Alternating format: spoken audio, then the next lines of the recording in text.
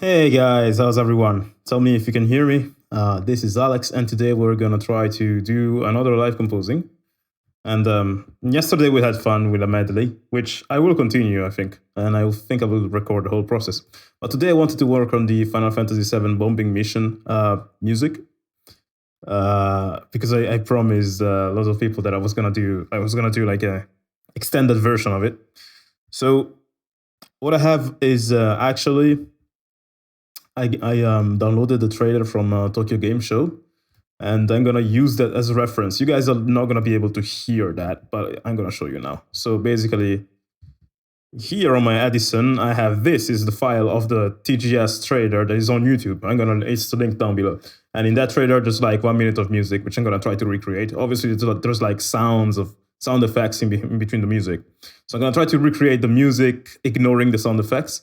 And then once I'm at the end, I'm gonna try to extend it with my own ideas, which is what I've been doing with the Final Fantasy VII tracks so far. So yeah, that's what we're gonna do. Hopefully, it's gonna go well. I have no idea. But anyway, this is FL Studio for those who do not know it. And then yeah, let's get going. So let me see if the stream is going well here. Okay. Let me know, you guys, if you can see my FL Studio and stuff, if you can hear a sound. Oh. That is supposed to work. And wow, my computer is kind of already dying. Perfect. Anyway, let's get started. So the first thing we have to do is to check the BPM. So I think we're around 100. This is an empty template, just like yesterday. I'm gonna try to go with an empty template. And yeah. So anyway, guys, you're gonna see me sometimes pause to take a listen to the original track, and you're not gonna see the track. I'm just recording the screen from FL Studio, and not the external programs. But from time to time, I'm gonna go back and forth and listen to the original to like listen to what's happening and then replicate it in my DAW. So let's open the CSS patch here.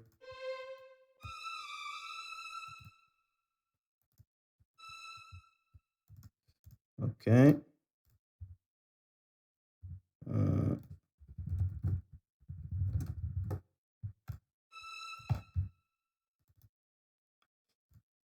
For those of you who played Final Fantasy VII, they all know it starts with this note on strings. Always. Or maybe it's too low now. So let me do.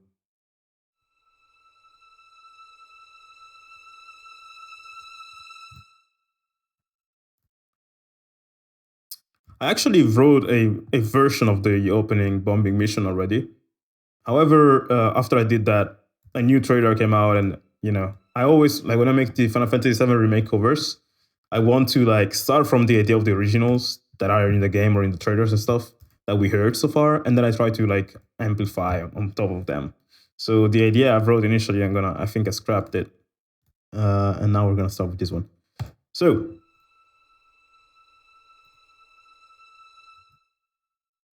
the way this goes is actually here we have some, and maybe I can actually use another library. I could try using Nucleus instead of CSS. Yeah, I think I'm gonna do that. Yeah. Let's go for Nucleus. So in Nucleus, I'm gonna change the strings. And I hope these streams that I do sometimes will like help you getting inspired to write music too. And if you, for some reason, at any moment, you feel like, oh, I'm inspired, I want to make music, don't feel bad at all about leaving this stream. Actually, if you guys tell me, okay, I was on the stream and then I left because I got inspired, that's a victory for me.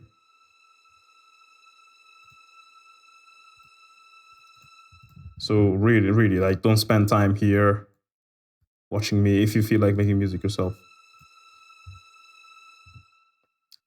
Anyway, so this track in the trailer, there's that line, and then there's another one that comes, still on violins, I think, which is pretty cool. Wasn't there in the original, which does something like this.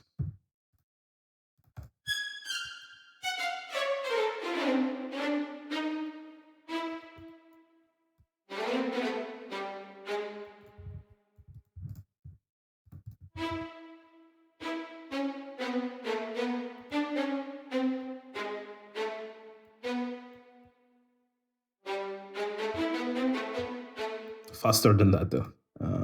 It's like bum, bum, bum, bum, bum, bum.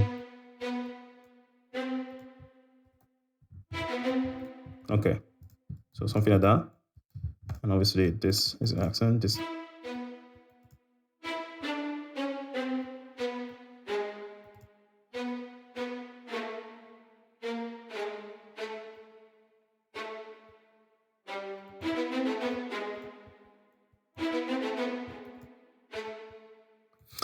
Okay, so we're going so low that the violins don't fit in that range anymore. So maybe that part was written with violas.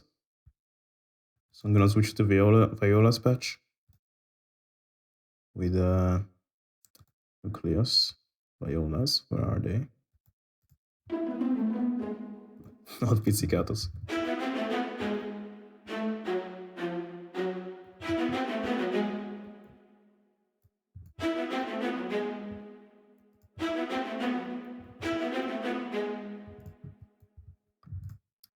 So we have that, and it keeps on going for a while.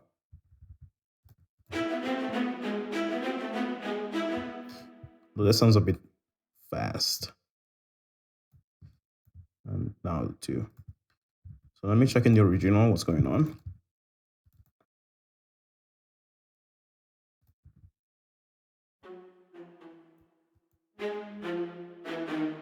Okay, so it's like that.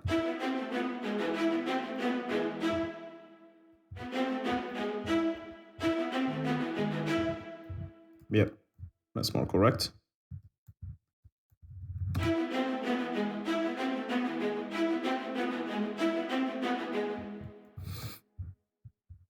I could also do it with a different VST or with the classic mix here. So what I like about Nucleus is that you get both modern and classic mix. So here you can switch between. They give you sort of like a different sound, you know. I think modern mix is more for like traders and stuff, where classic is classic as in basic explanation there. So this is violas, Nucleus. This is first violins, Nucleus. How are you guys doing, by the way? How are you all? Have you used Nucleus frequently after that one stream a couple weeks back? Raise, yeah, actually I did, but I feel like I just touched the surface. Hello, Ephesio. And hello, everyone. I feel like I just touched the surface with Nucleus. So I'm not, like, I still haven't made videos where I talk about it because there's so much about this library that I still need to try. But I've been playing around with it and it's amazing, especially for sketching and stuff. But it's a library that's good for sketching because you have like full ensembles and all those things. But then you also have the split ensemble patches and even the solo strings too. So after you're done sketching with Nucleus, you can actually write a full track with it, going much deeper. And again, like this is just $400 and doesn't even need the full version of Contact. It's just you buy this library and you're good, and you have all, you know. So there's even sound design. Cool. I didn't even notice that. Anyway, let's get back to the track. So it does that, and what else?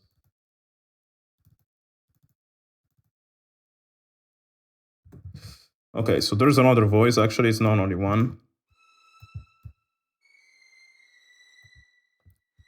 There's one B7 and E7, and it's sustained because I'm doing. Okay, now it's more correct. And then what is happening?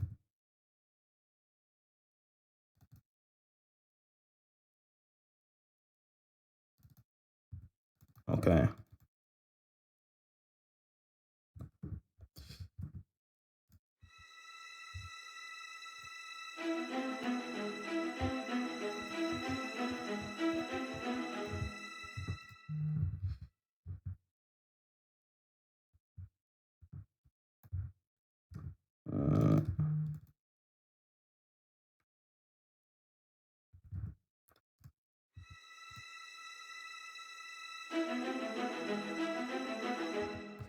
This is like intro, and after the third repetition of this, there's like a melody. So I'm just gonna say 2. This is 1. And here, this kind of like goes on for a bit. I'm not sure if this is done on cellos or violas or something, but whatever. Here we need to add more violins. There's so many violins in this track.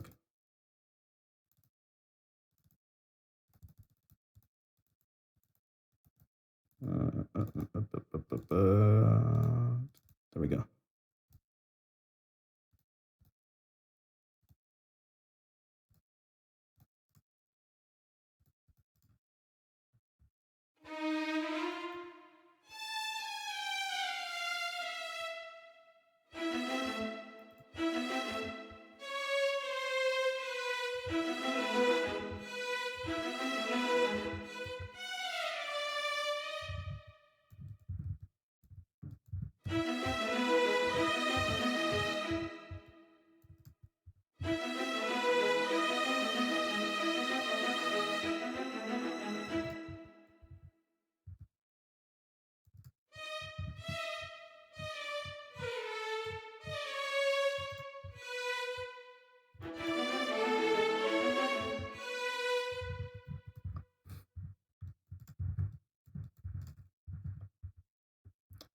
Maybe I might want to use Cinematic Studio Strings for this one instead.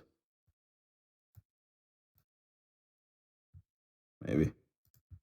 I don't know.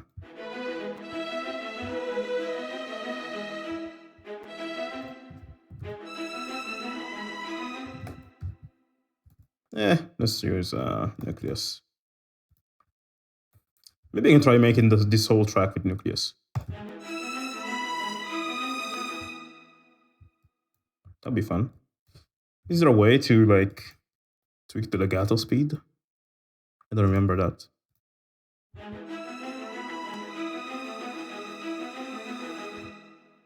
I don't think there is.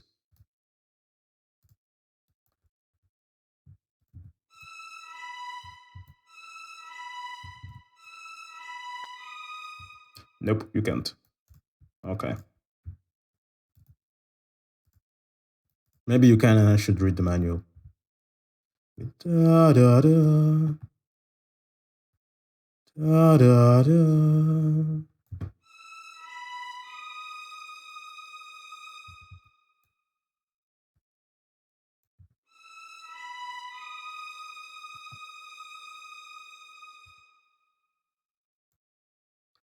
Da da da da.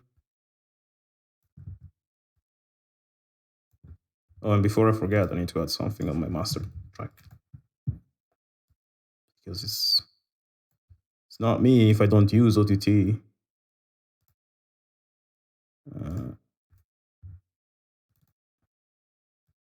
15%. 25. 105. Cool.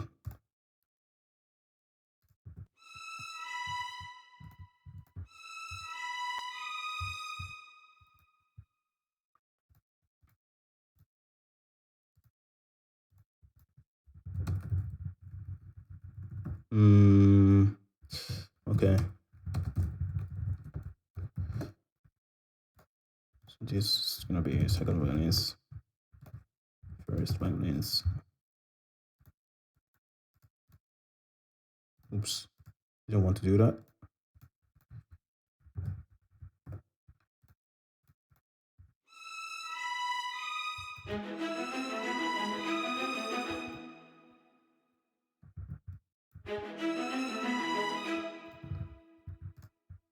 I'm not very impressed by this legato though. It's bugging me very much. Mm. Mm. If I use this one. This is a problem that starts to happen when you have too many libraries. There's just too much choice.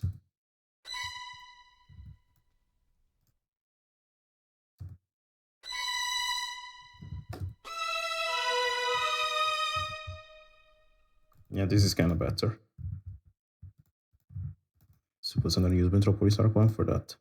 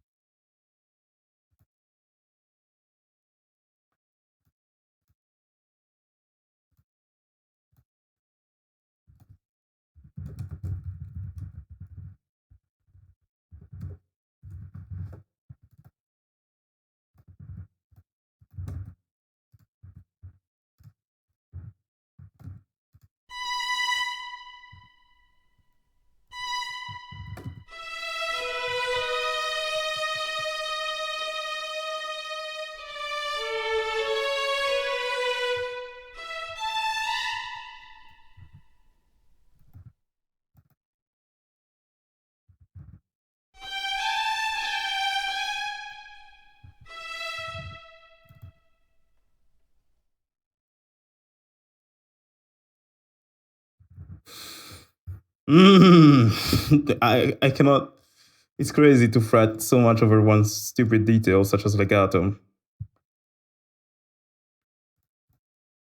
But that's the problem where, so in this track, the issue is that right now, the part that I'm writing is it's very minimal. Like, there's not loads of things happening. So when there are lots of things happening, everything is like very much in the front. So if you don't have a full orchestra doing loads of things, simple stuff like legatos will be very noticeable. Very noticeable. Because that's literally the only thing happening.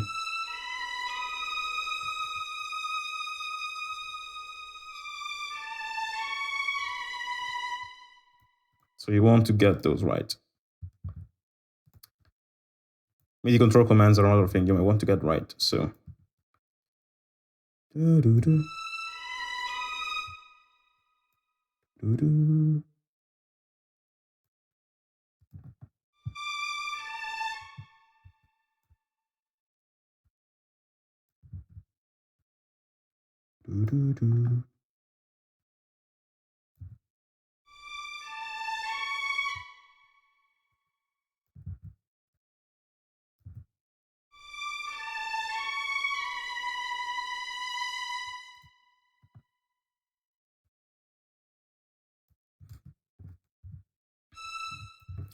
Anyway, other than that, there's also another voice of violins, because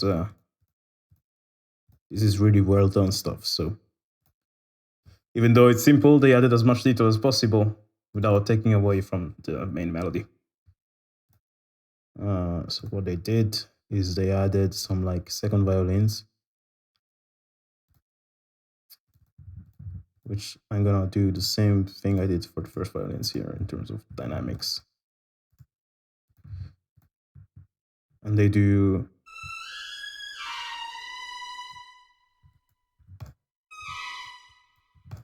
wait, or was it they did? So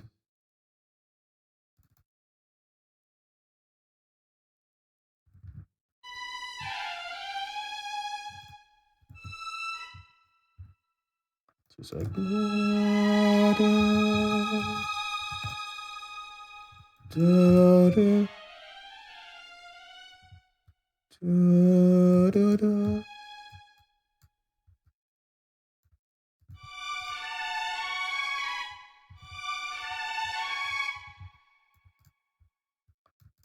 and I think here I can also do, instead of just doing one line, I can do this on a lower octave too. So it becomes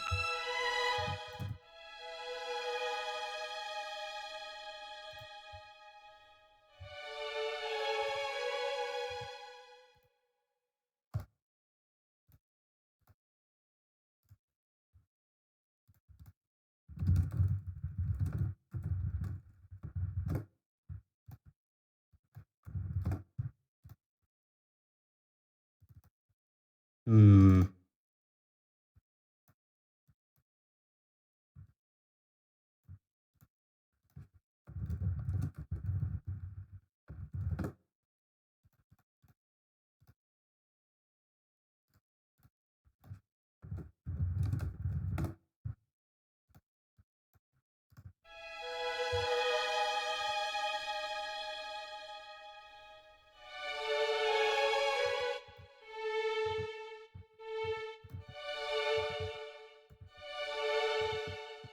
All right, this is not legato anymore, so it doesn't need to be so.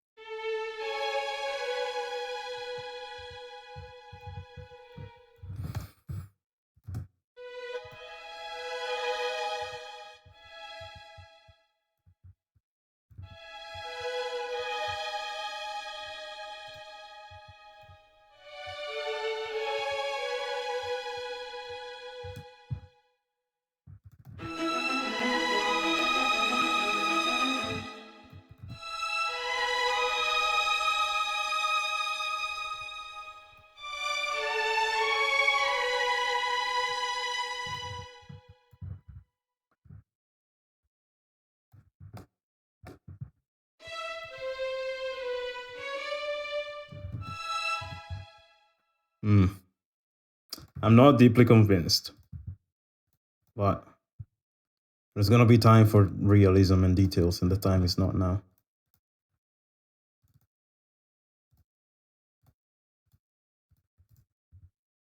This is layered with some harps,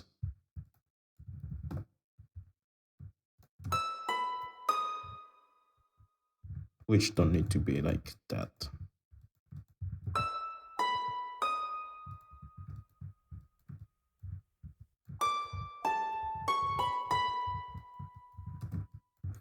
Ba, ba, ba.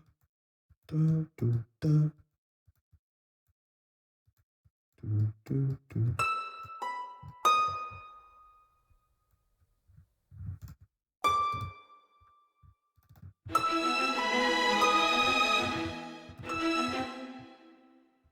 Let's add some grace notes.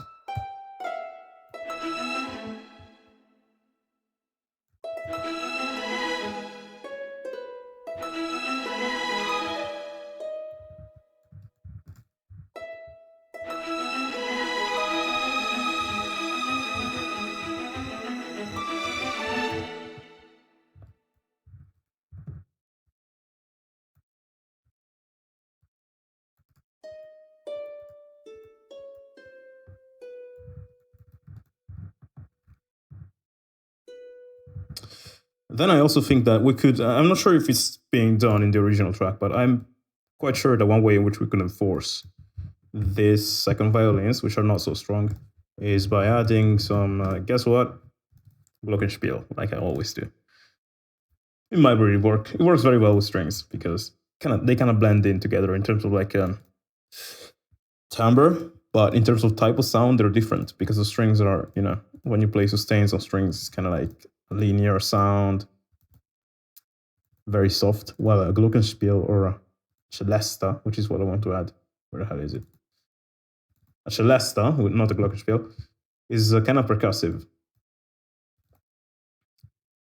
Celesta. So when you have both playing together,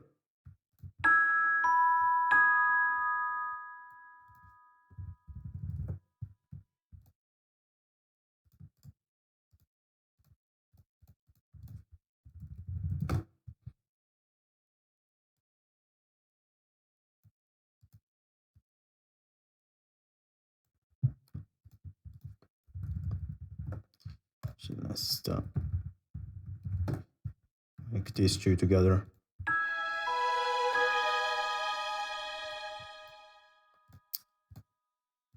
I don't like how quiet these strings are. It's because they went to minus 6 dB. I don't know if there's a way to increase them to like 0 dB. Just gonna do this.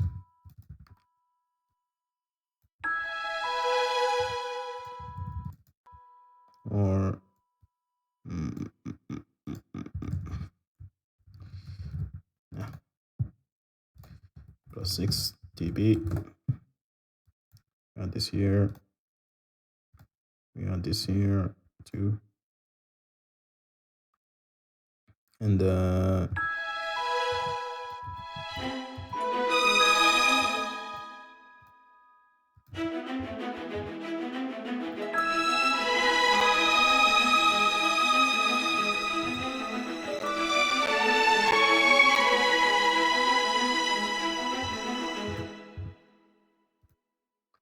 something like that I'm hearing, at least. Hold shift to 1% on content volume. You can, really? I can change the volume range in patch settings? I didn't know that. Wait. Where? In the patch settings, volume range. Oh, no way. Holy shit. Dude, Charles, you just saved my life. I didn't know that. So if I do this and said go to 0 dB, it works.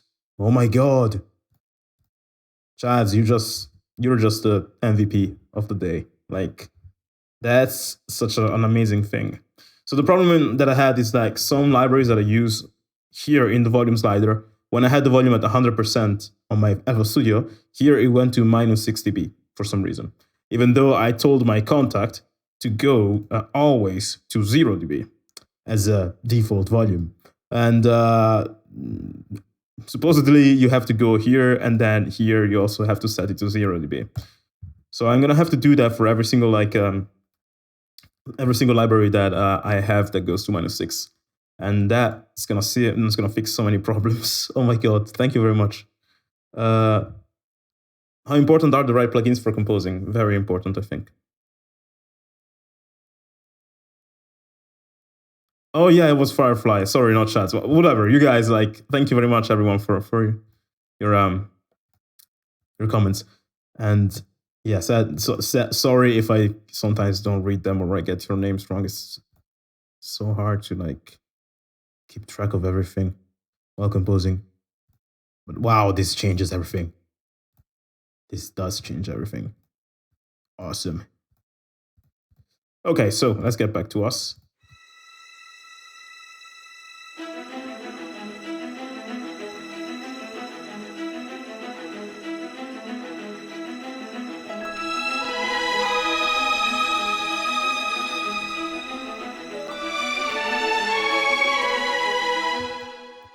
So obviously this needs to have a bit of pre-delay because it sounds a bit delayed compared to everything else.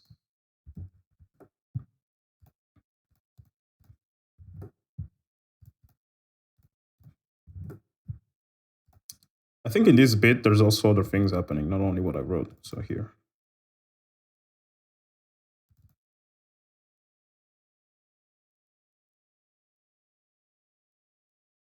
Okay, there's like a shallow coming in, very soft. Doing a something like that. I'm gonna see if I can add that on Nucleus instrument 5. Shallows, Nucleus. Plus 6 dB peaks or RMS. I don't know. But I don't know, like I think if you have minus 6 dBs, it's gonna be like it's probably going to be like better after when you want to do some mastering, I think.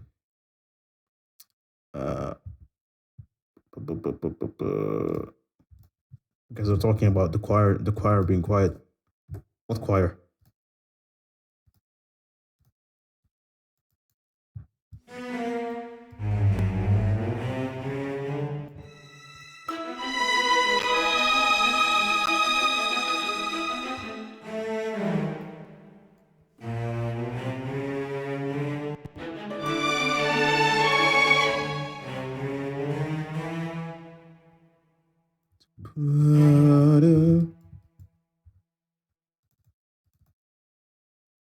Classic mix, purge everything, and then dynamics.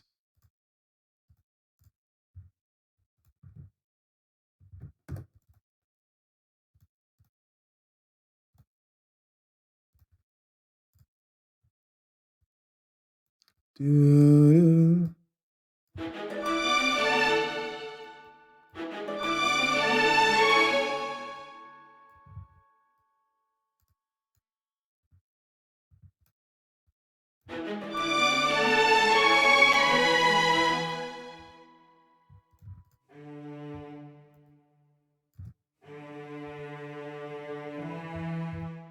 this is so hard to get right.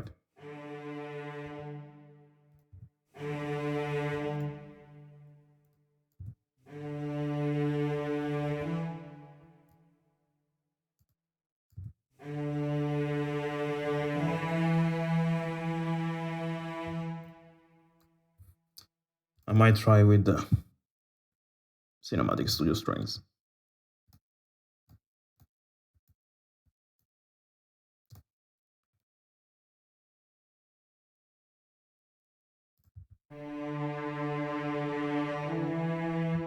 Hmm.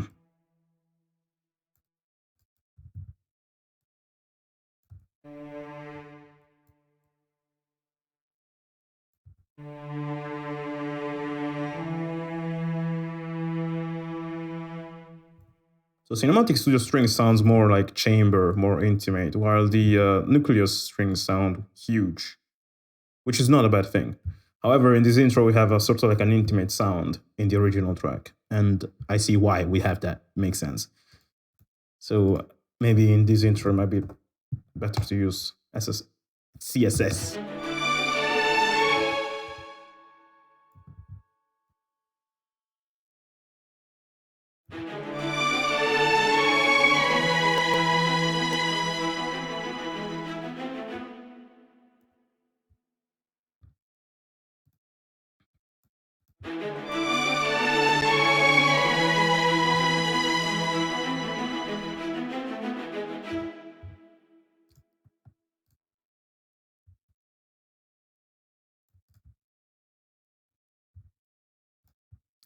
So here it keeps going a bit more, and then there's the next part, if I'm not wrong.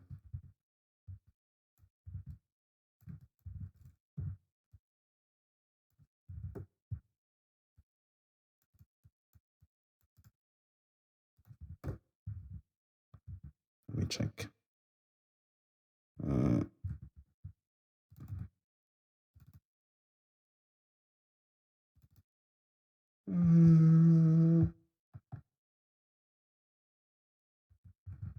Damn.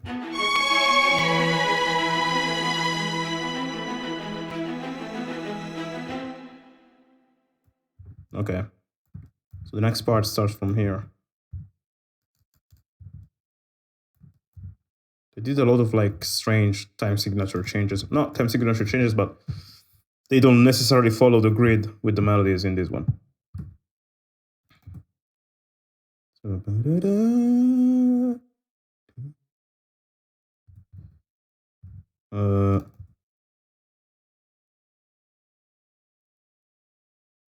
Okay.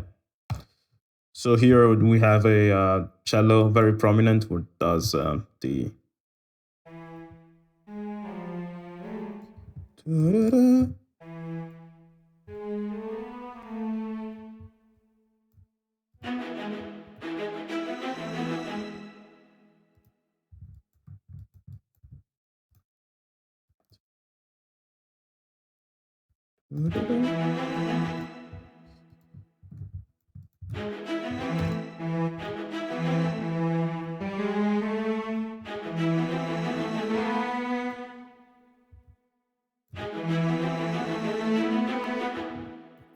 And that's something I could totally do on Nucleus this time, because the more clear sound would be a fit.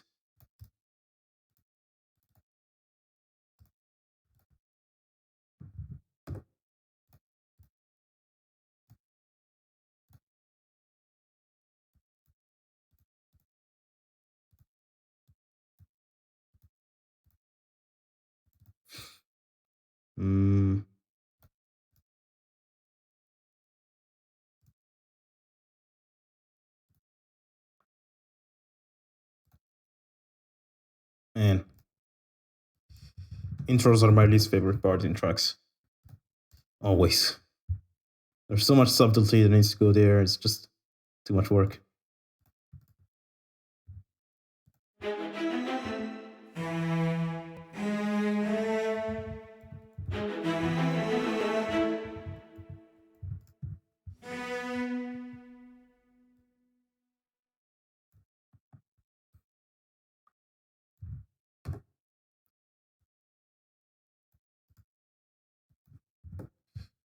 So we have that. Obviously, it rises like this. I go.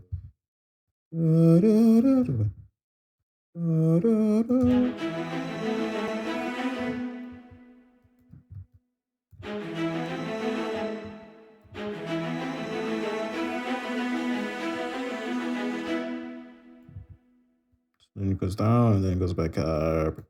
But like that.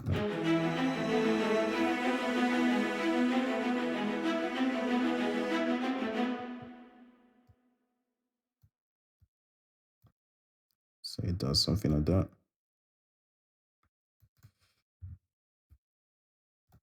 These guys still keep going here. These guys are sick. For those who know Final Fantasy VII references. So this keeps going and goes down. Or maybe we'll make it go up. Because in this part, we actually have a brass crescendo. A brass crescendo, which we will create with Metropolis Arc 3. Hoping it's not gonna destroy our mix with like absolute loud and proud horns that just blow everything out of the water. We don't need that for now. We'll need that later in the exciting parts. But now, not so much.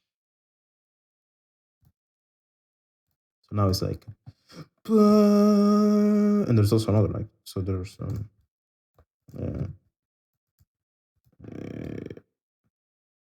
wait, okay.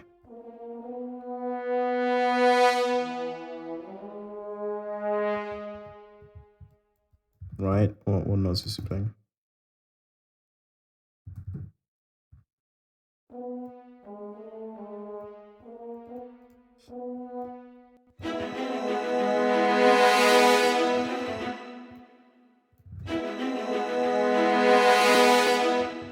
Wow, was that a long crescendo? Really? That's short. Damn, okay. I will need to do something.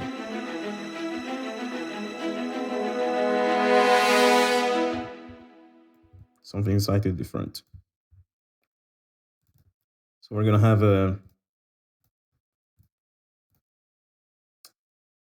have this patch. Or maybe not. I have 3 horns patch. And I'm gonna do some sustains that will then link to the crescendos.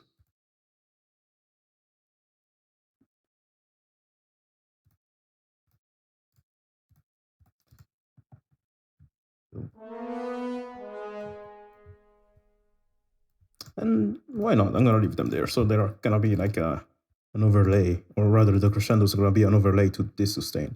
It starts like this, goes up, and here is like burp.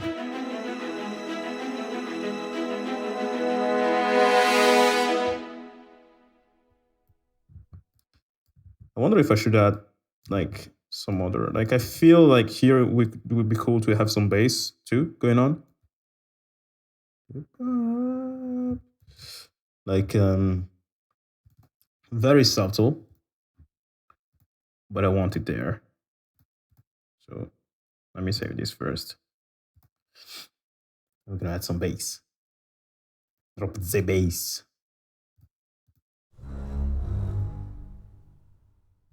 Yeah, here, bass from Nucleus.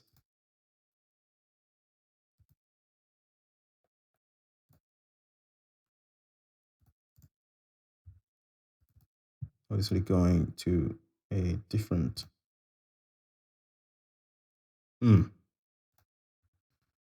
Okay.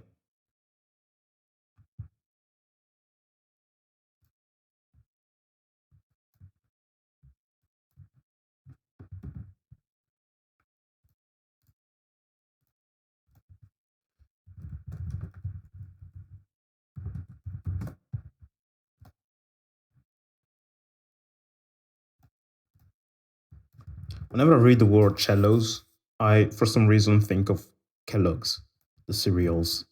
I don't know why. This is not even a joke. It's just a brain association that I have that doesn't really make sense, but whatever. And it's weird because in Italian, which is where I'm from Italy, we say violoncello, not cello. Violoncello, which is like it's like violin, but no, it's like not violin. It's a violoncello kind of thing. Well, people in England and stuff, they always say cello, and it just reminds me of Kellogg's. I don't know, guys. My brain works in weird ways sometimes. But yeah, I think the cello was invented in Italy, in Bologna, which is also one of my favorite cities in Italy. If you guys ever go to Italy, actually go to Bologna if you want to have the best food. Actually, not the best food, but one of the best foods. Like, if you go to Bologna, the city is incredible. Very Italian. If you played like, if your idea of Italy is what you saw in Assassin's Creed 2, then obviously definitely go to Bologna and Florence. Those are very great places. And in Bologna, there's also like concerts going around. It's a city that really has a great respect for orchestral music and great food. So obviously, it's one of my favorites. And it's where the cello was invented. Basses. I'm gonna add an EQ here. I can sense my computer starting to lag. I think I need to buy a new notebook, probably. So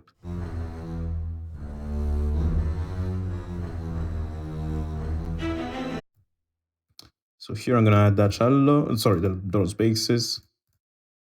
And they're gonna do something like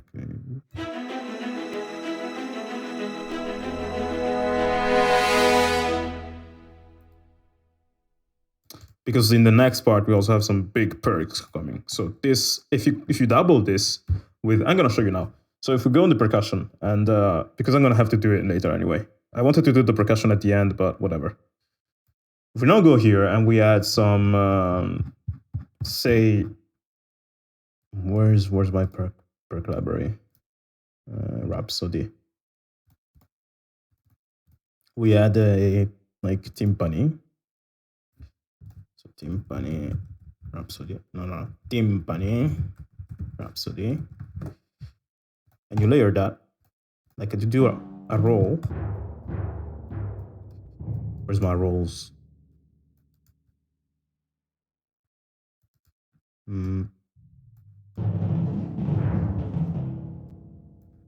Yo, where the hell are the timpani rolls? Timpani.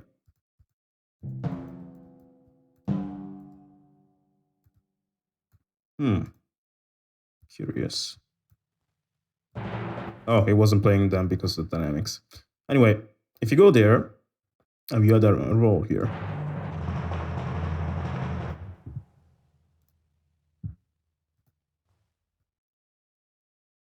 This is again very low in volume. Okay, we have the roll that starts at the same time as our percussion, as our basses. If you play them together, they're gonna kind of blend in together again for the same reason that I showed before, like the same timbre. Although this timpani needs way more reverb than that. So timpani, gonna send you to like organic PercX, and then I add loads of reverb to this.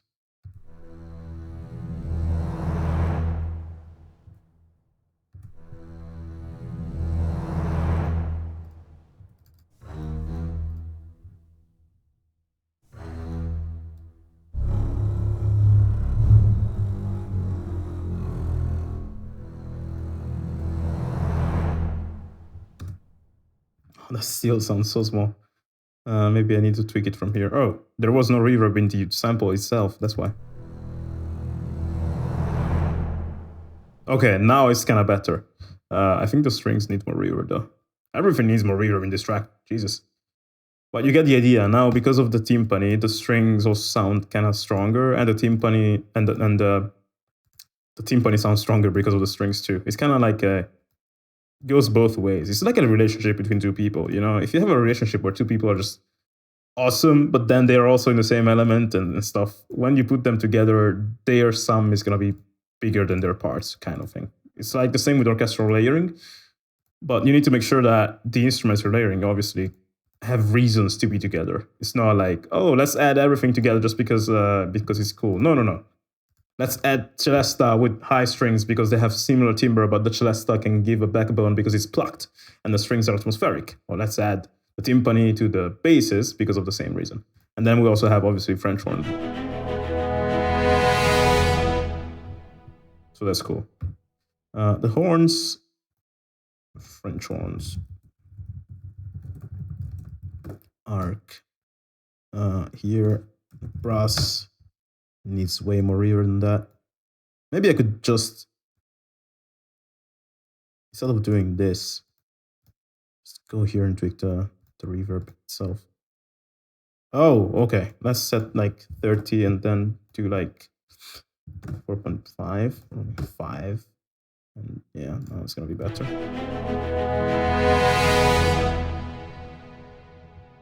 Okay, no, now there's too much reverb. Let's do 4. Decay determines how long it takes for the reverb sound to fade away. So the more decay you have, the more far or spacious the instruments are gonna sound. So okay, we got that. Let me save this and read if you guys are still alive in the chat, because I'm neglecting you a little bit because I'm focusing on composing. What goes in the extreme high end of orchestral music? Kalash, that is cymbals, piatti, cymbals. Also, wind chimes and more of the percussive stuff for the most part. Remake the main theme of FS7 Remake. That will come after the bombing mission, I think. What are your thoughts on BBC Orchestra? Check out Daniel James's interview. Daniel James's review of BBC Orchestra. If you want to have some thoughts from someone who tried it. I didn't try it, so I don't have thoughts. Hello from Sweden. Oh, I love Sweden. I was there just a month ago, actually, in Gothenburg. Crazy place. Okay, let's continue. So let me listen to what the track is doing now.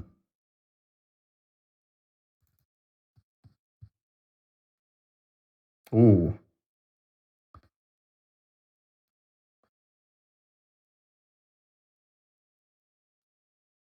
Ooh, okay, whatever. I'm gonna add the percussion straight away. So here we have, now the track in this part is gonna sound badass. Like it's gonna start to be like, okay, this is the epic shit we signed up for. You know, this is the thing. Or rather, this is the thing where Alex starts to have fun. We're gonna add some cymbals. And this is gonna show, someone asked me for what's the high end of the orchestra. This is where we get a bit of that. So this is cymbals and gongs. Gongs, Rhapsody orchestra percussion. As you see, I always write like a ROP, ARC, NCL and stuff, just to tell me what library that patch corresponds to. And that's very useful to have, because each patch kind of sounds different, as you might have noticed. I keep on switching in between patches because, you know, each library has its own sound, and, you know, whatever. You want to make sure that you know what you're playing. Anyway, here we have some timpani, obviously.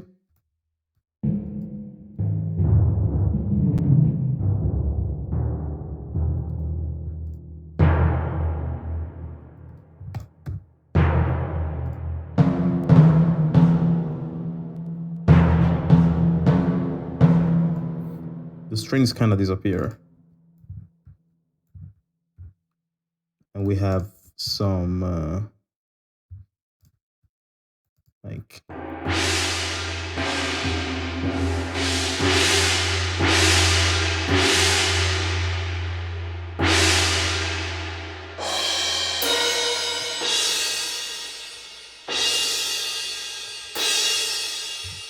okay, that's definitely too loud. for our orchestration so far. However, I want it to be noticeable. And because this is playing in a range where nothing else is playing, which is this range, see, it's super high. We don't really need to. We don't need it to be so loud. We're gonna hear it anyway, because nothing else is taking its space in terms of frequency range. So I can definitely reduce this, and I can link this to this insert here.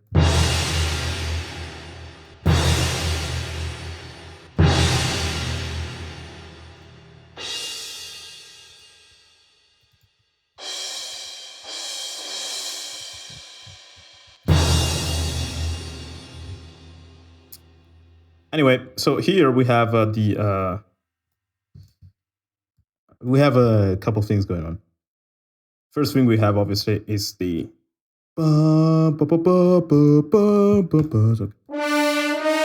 yeah, no. I had one job. One job. I think I'm gonna use a Metropolis Arc 1 for this one though.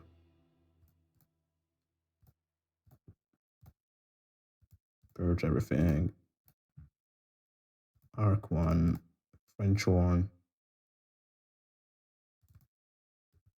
This part is purely brass, percussion, and then some staccatos in the background that are not that strong, like it's just in the background. And also there's some strings in the low end that are almost unhearable, but they are there. I'm sure they're there. So we have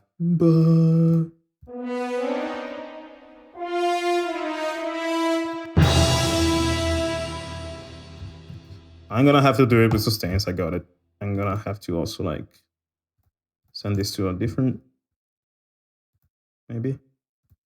No, yeah. I got French horn 3, French horns 9 arc.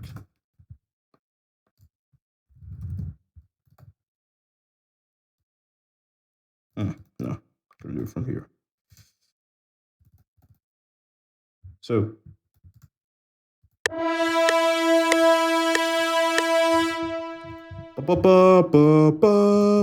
I wish I could sing that and then FL Studio would just record that immediately, as if I was playing the keyboard. That would be cool.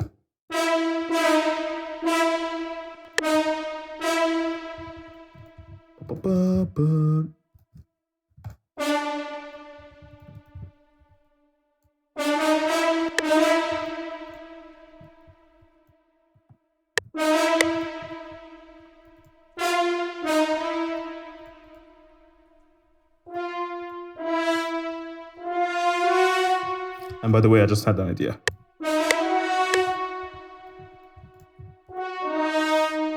I don't need to boost the volume here, and I don't even need those to be in different patches, in different mixer inserts.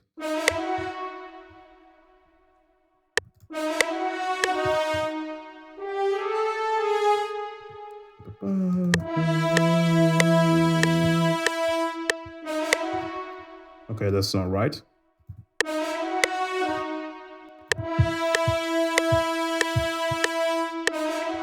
Ah, God! Okay.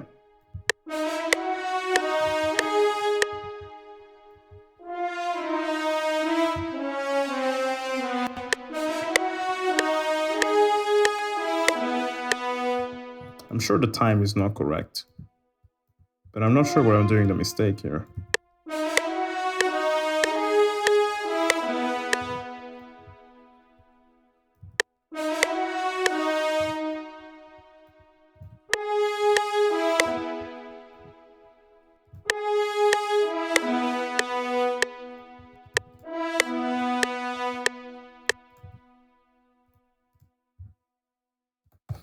Anyway, let's do some, wait.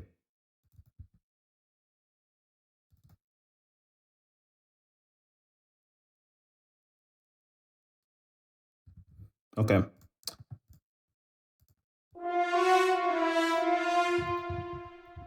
And then here we have.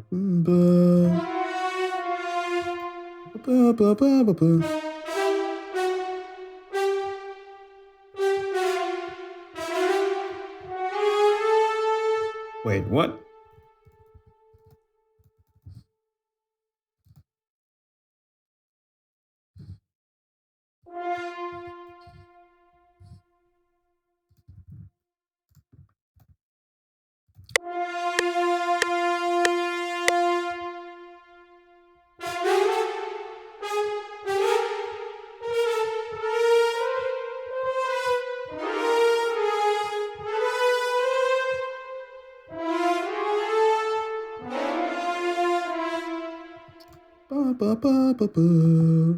Okay. So let's do some dynamics. What I want to do is also layer this with some other French horn, which are playing the marcatos or decrescendos. So that, well, you're going to see later. But anyway, so this is doing a...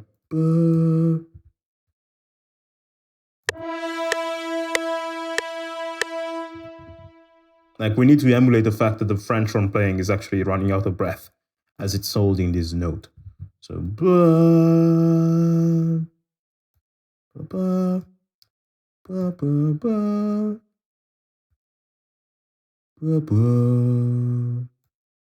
sort of thing.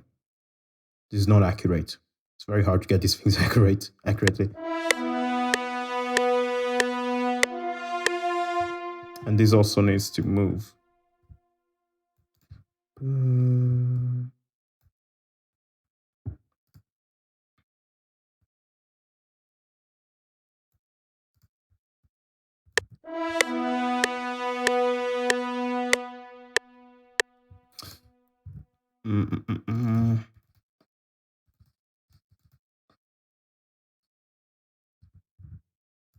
Actually, it was right.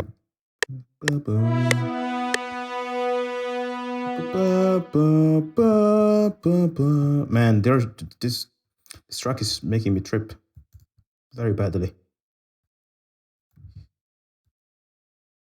Because you would expect, like, you know, like ba ba ba ba ba, and then there's another bar, and then ba ba ba ba, the other melody.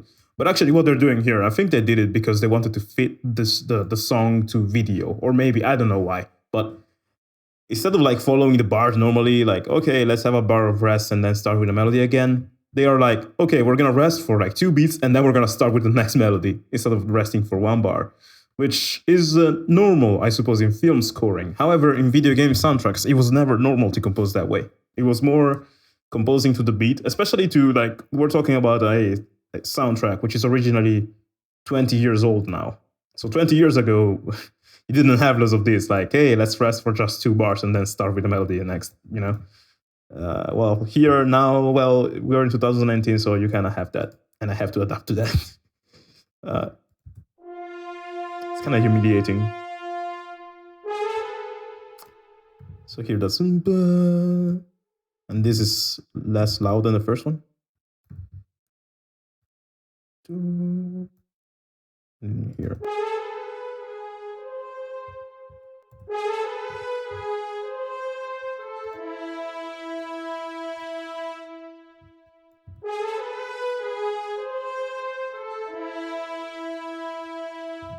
Anyway, I wanted to add some marcato overlays or layers. So I'm gonna basically do the same thing I did here, but this guy's, like, this patch is gonna play marcatos instead of sustains. And the effect I'm about to get is that basically, thanks to the marcatos playing the same notes, the beginning of each note is gonna sound way better. Well, not right now. We need to have some bass trombone to make it sound actually very convincing, but in terms of French horn alone,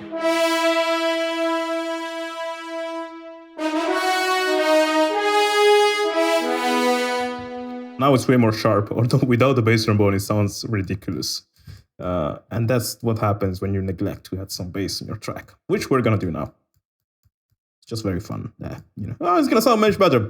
No, it sounds like shit. Cool. Let's add the bass trombone. Now, the bass trombone in this part is very important, because without it, it doesn't sound epic.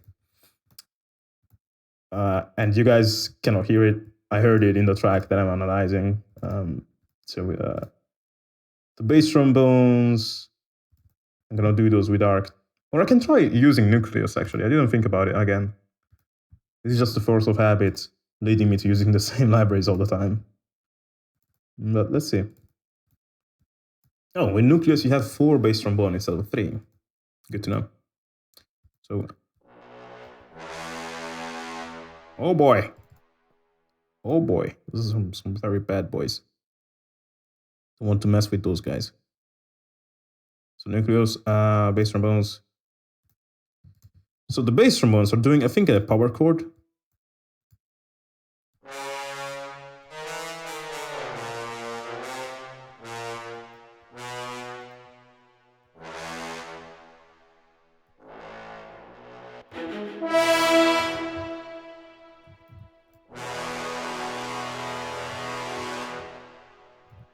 Jesus.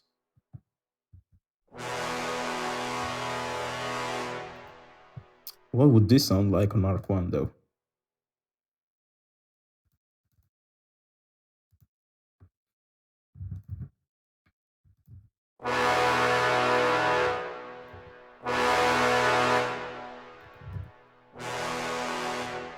Yeah, no, I prefer the Nucleus ones, but they need a bit more low end.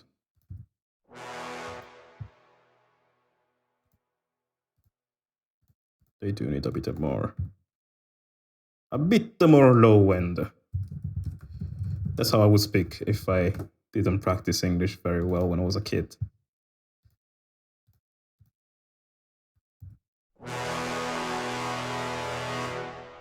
Yeah, boy, let's add a bit more high end too. Now we're talking. So we have that. Let me check one thing real quick.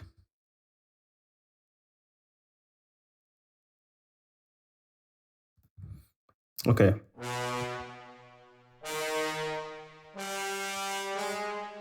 It's actually 4 notes. It's like...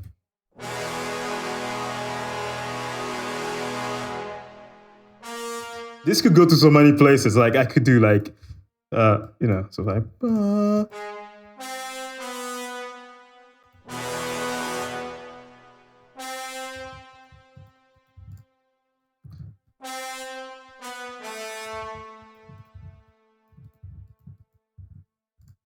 Like...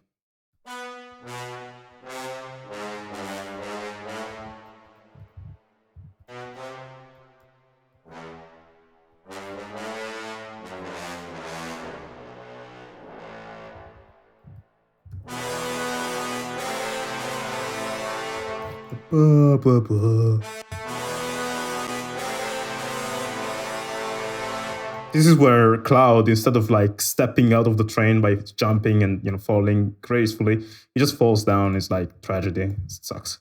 We don't need that. No. We go to with this one, which is like doing that.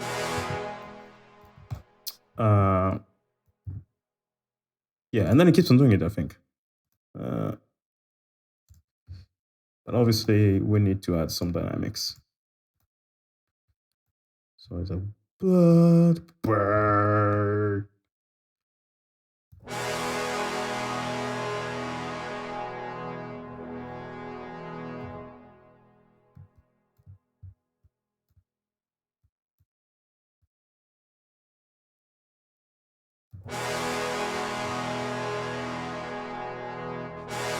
Oh, wait. Wait, what? What? I'm gonna have to mute that percussion because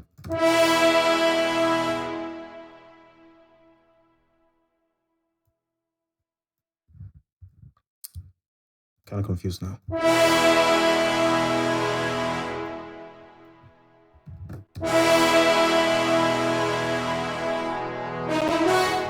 Oh, there's a mistake. So it's like blah, blah, blah.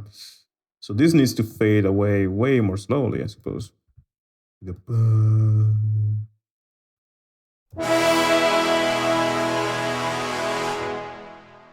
God, it's loud.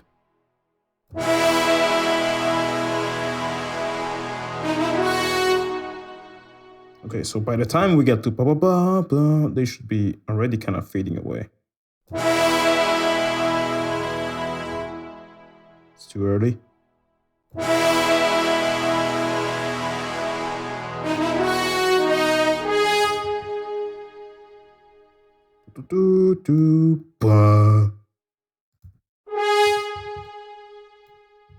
Cool.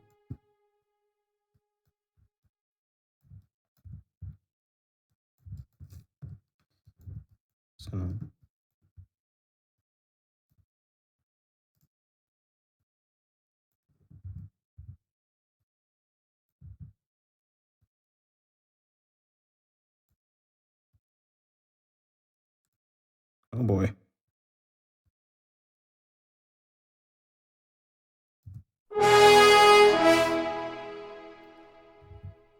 This is hard.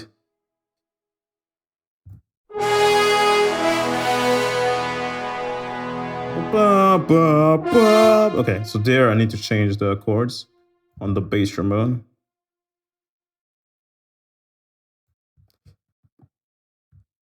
I don't remember how it goes. I will go for something like.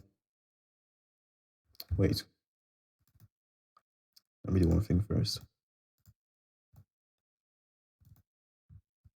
I'm just gonna copy paste this. I'm gonna suppose it's gonna be like boom.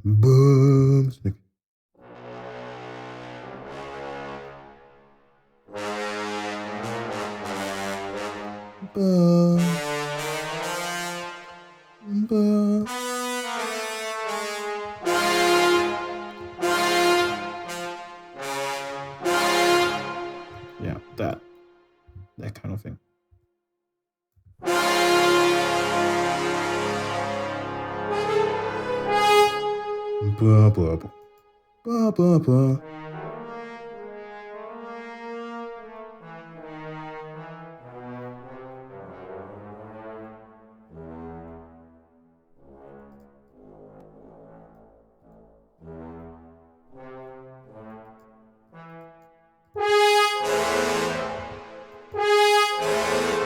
That sounds gross. I'm doing something wrong.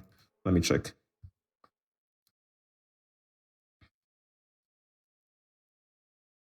So here it does.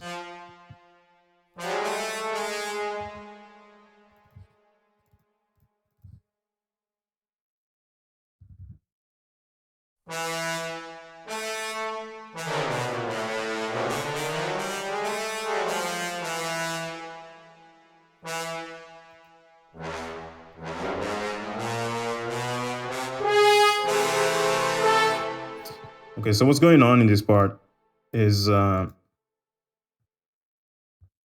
I messed up here, I think. In this part, there's this. The note G#4 keeps on being held. Actually, I changed the note, but it's actually keeping on being held. And here the bass trombone really fades away. Like here is mostly strings, and I need to add those.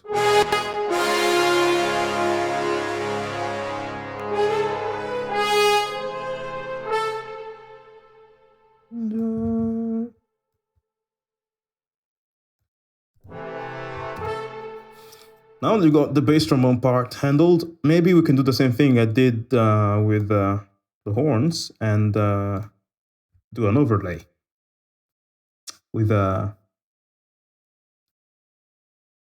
some bass trombone sustains. Probably. I don't know if we need that. Probably we don't need that. But I want to try that.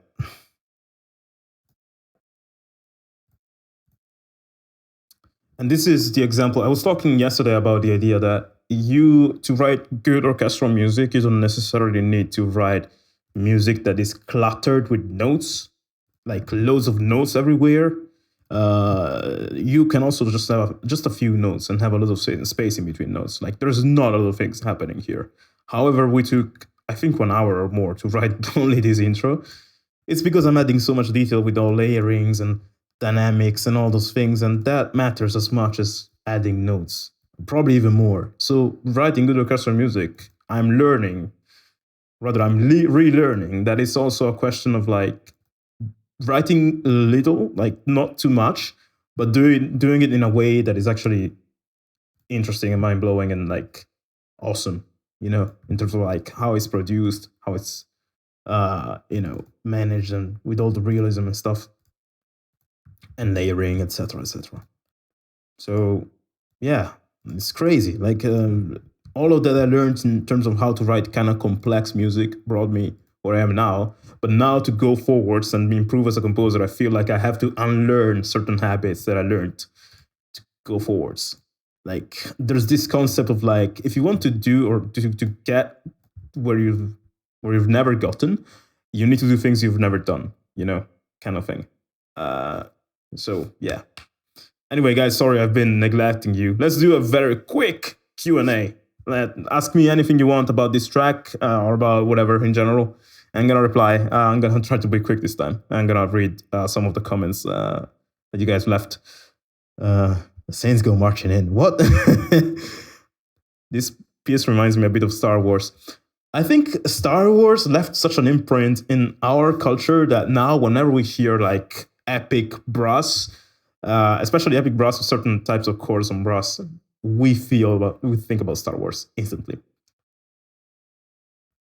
I am Jaeger2019. Thank you for the good comment, man.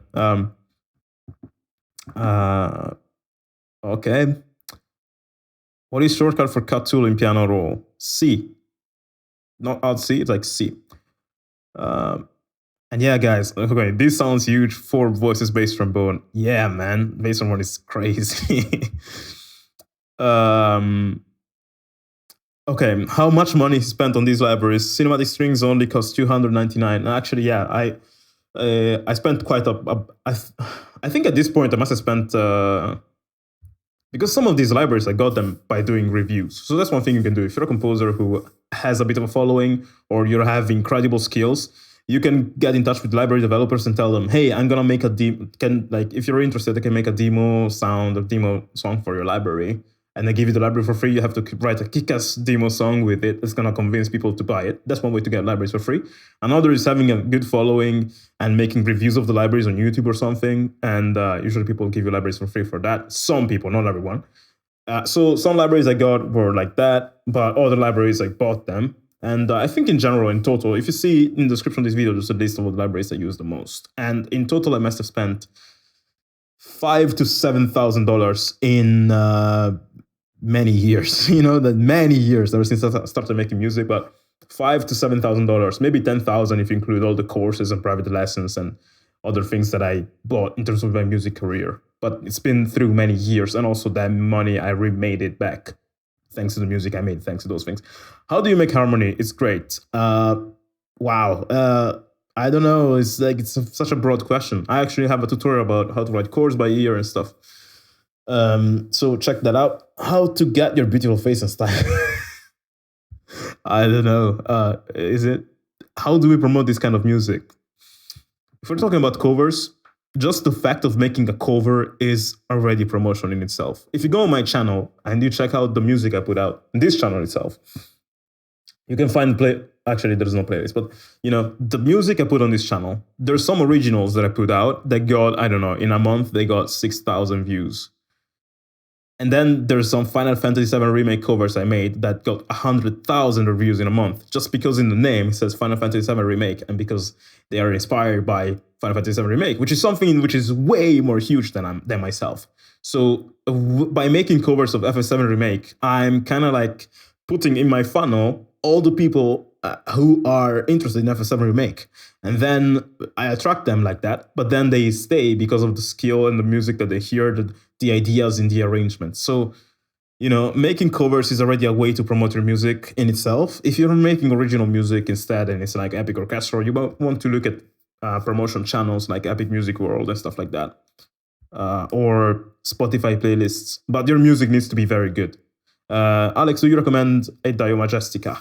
From what I heard, I don't really like it more than its counterparts like Nucleus or Metropolis Arc 1. Majestica sounded a bit too washy for me and not very strong. Are you mixing in headphones? Yes, because right now I'm in an Airbnb in Prague, and there's very bad echo in this room, actually. So if I use speakers, which I don't even have speakers now, it would sound so bad. Can you explain your setup recording software with your DAW? I'm using a software called XSplit. It's paid. If you want a free software like that, there's Streamlabs OBS, which does that. Unfortunately, only a few people are interested in modern orchestral music. There is a good audience for Two Steps from Hell. I hope there are people interested in this. Man, there's the amount of people who listen to modern orchestral music is huge. Literally, go on Epic Music World and look at the numbers their videos are getting. Like, it's crazy. How make music like that, and sometimes I feel bad that I stop composing. Arkan, actually live streaming yourself composing a track can compel you to actually get the job done. This is why I stream sometimes. When I feel lazy, I'm like, okay, I'm gonna go on live stream, and then I'm gonna have to actually do the work because there's people watching me. So, are you benefit from producing music in terms of income? This is all my income, like producing music and also teaching and all those things. Having a YouTube channel where I'm a content creator and stuff, but it's all related to me making music. So yeah, making music is like my income in general. And also, like, there's a part of my income which comes from the trailer music that I wrote for labels. And when, like, for example, that time the Avengers Endgame, when my music ended up being used in an Avengers Endgame placement trailer, that brought in some money. So, like, I used to make music for labels, and sometimes they still get used somehow, and that brings money too. But it's all about making music, yes. It's just the way I do it is like I do so many things, and I put my eggs in many baskets. But it's all about the same thing, like making music, using my music skills in different ways, and monetizing it in different ways. And I actually made a video about this. So just look for Alex Moukala, How to Make a Living with Music on YouTube. Nucleus has choir vocals. Yes, it does. There's choir on Nucleus. Anyway, I'm gonna resume composing now, guys. Where were we? So we wrote that with the brass and stuff. I think what we need now is some bass. In terms of brass, the instrument that is very cool to add some bass, which I'm not sure is being used in this part, but I'm gonna add it anyhow, is the tubas.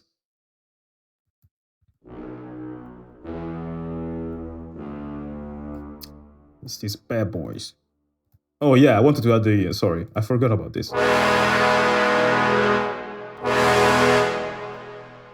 Jeez.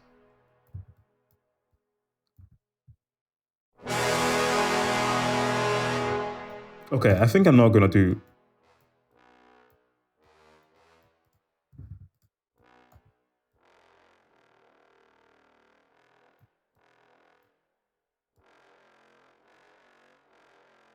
Yeah, I'm not gonna do this notes with sustain too, but in sustain, I want to do the bass notes. So...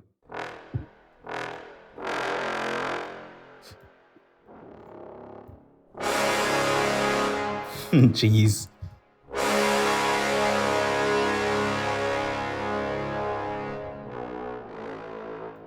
Okay, so these guys, they are gonna have kind of the same dynamics as the rest. It's okay to copy paste when we're talking about dynamics. There's no need to do all the work all the time. I'm doing this just because I want the low end to be there. Because if you don't have low end in your track, it's just gonna sound weak. It's just like a guy without muscles in a box, in a fighting match. You want muscles there, just like you want low end in your tracks. And in this part, this part needs to sound big. So obviously I'm gonna add the low end stuff. Here's tubas from Nucleus. Here we go. Is FL a good place to start for a beginner? Yes. Any DAW is, I wouldn't say it's the greatest. It depends what we're talking about. In terms of so you see the way I'm composing music. I don't use the keyboard, also because I don't have a keyboard here, but also because I'm not good at playing keyboards. So I'm composing mostly by, writing notes here with the mouse and keyboard. For this kind of composing, where you just point and click, I find FL Studio to be amazing because it's full of shortcuts and it's quick as hell for this kind of stuff. It's also good for other things. And it's very visual, other DAWs might not look as fun or as direct as FL.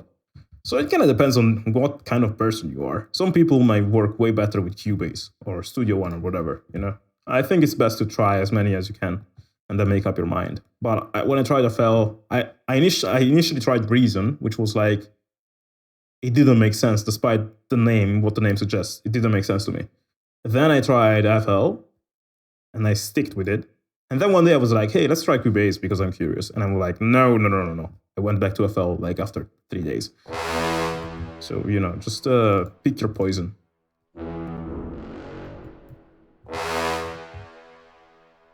This doesn't need to be as loud. We can actually reduce this like that.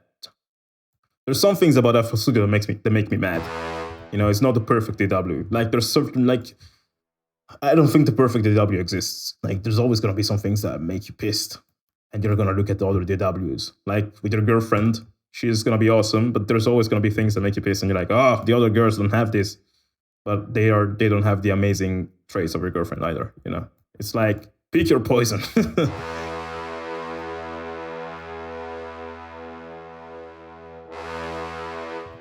Okay, the tuba disappeared. What happened? Oh, I went too low.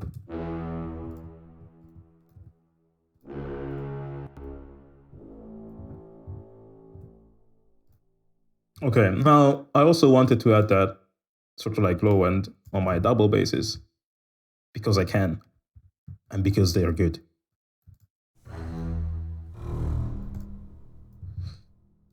I'm actually gonna do double basses and cellos. Damn.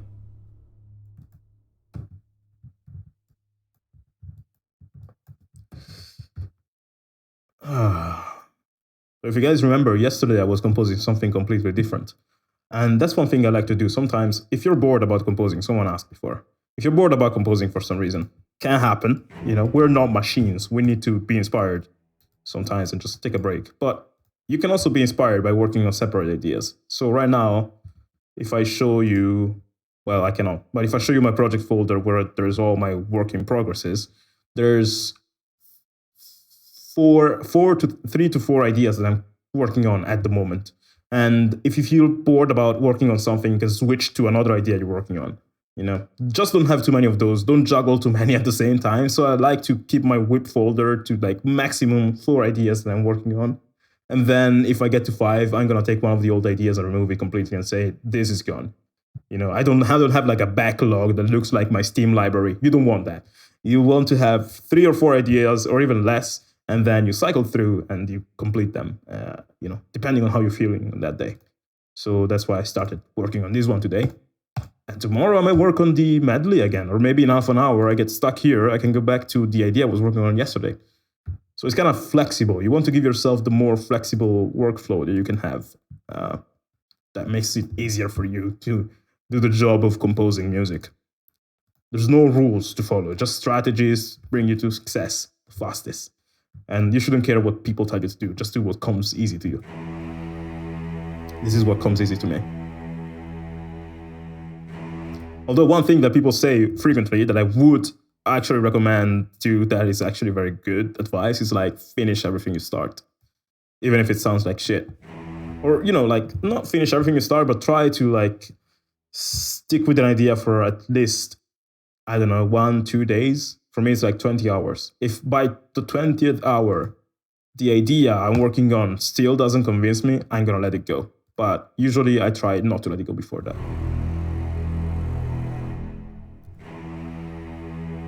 Okay, the cello needs to be way more chill because I almost don't want to hear it compared to everything else.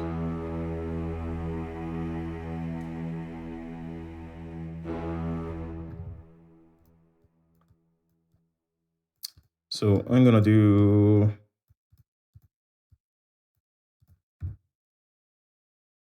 the bass is there.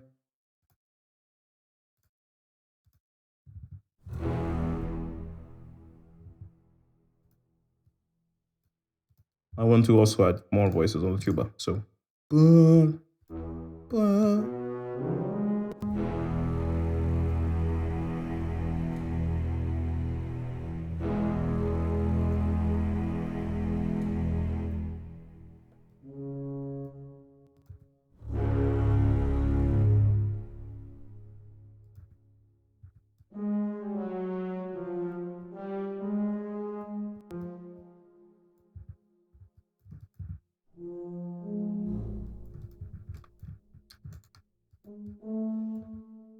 these notes that I'm adding now on the Octave 4 on tuba probably don't even exist in the original.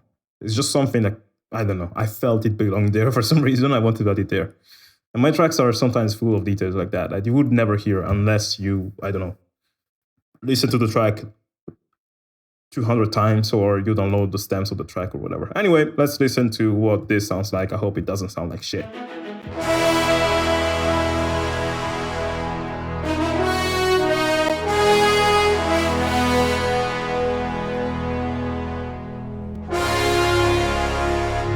It sounds pretty good to me. However, the French horn needs way more kick.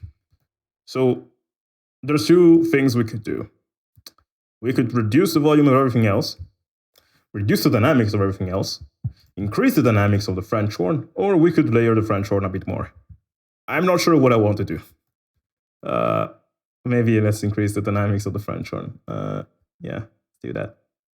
Let's do just that. Oh, another thing I could do, obviously, is like the glorified idea of like layering the French horn on 2 different octaves.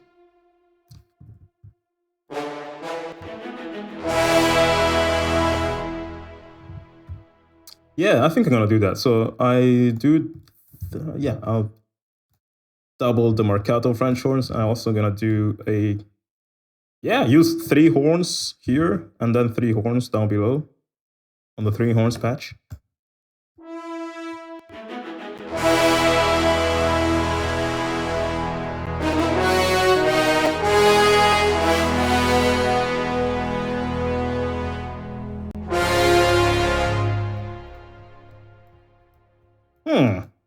I have an idea.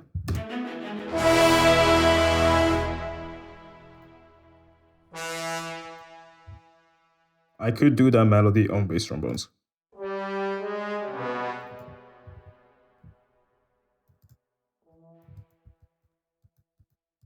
Probably, I don't know. Just messing around at this point.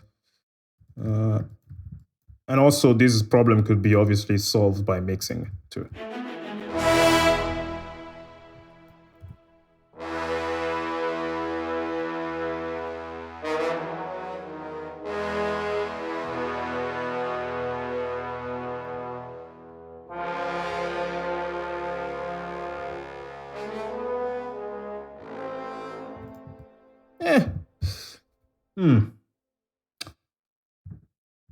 What should we do? Hey, Beyond Midgar. Thank you for joining, by the way. I love your page.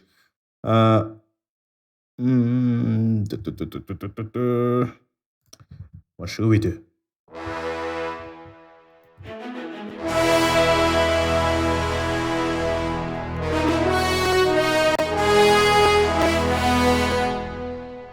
Okay, let me check the original for a second here.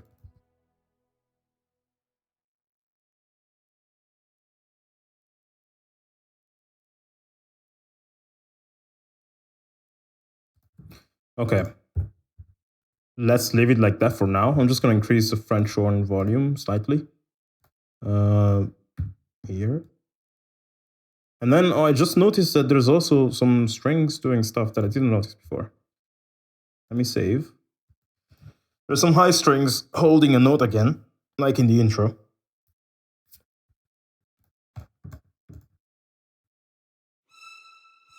This one.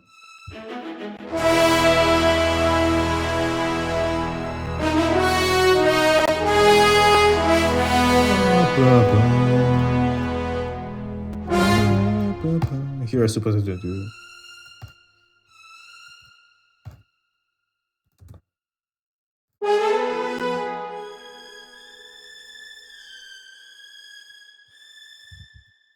Da, da, da.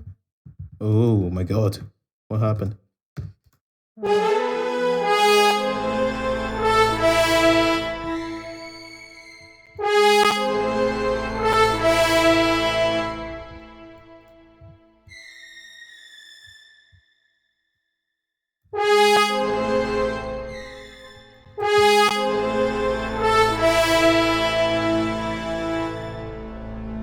I think there's a modulation going on there. Yeah, it sounds like there's 2 different scales here and there. Cool. Anyway, so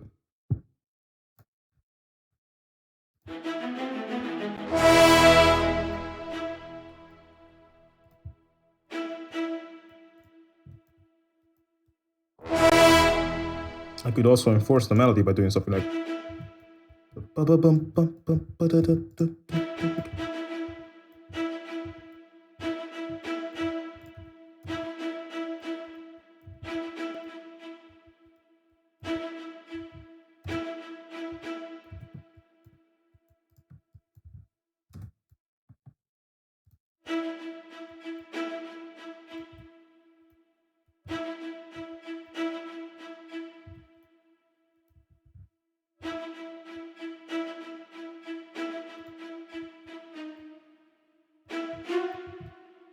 This is invented.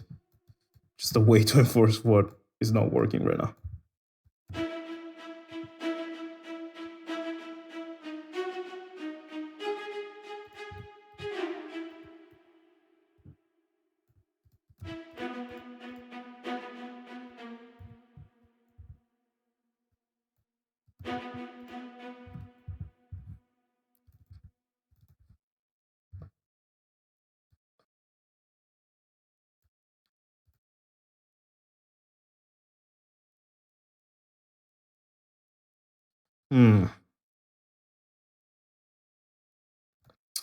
I'm listening to the original now, wondering what is missing.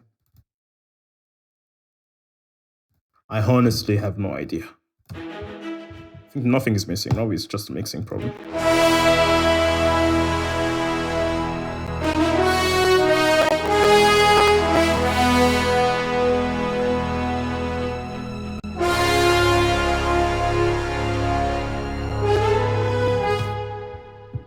Anyway, let's start the trumpet that belongs in the second half of this part, because obviously that's not how it goes.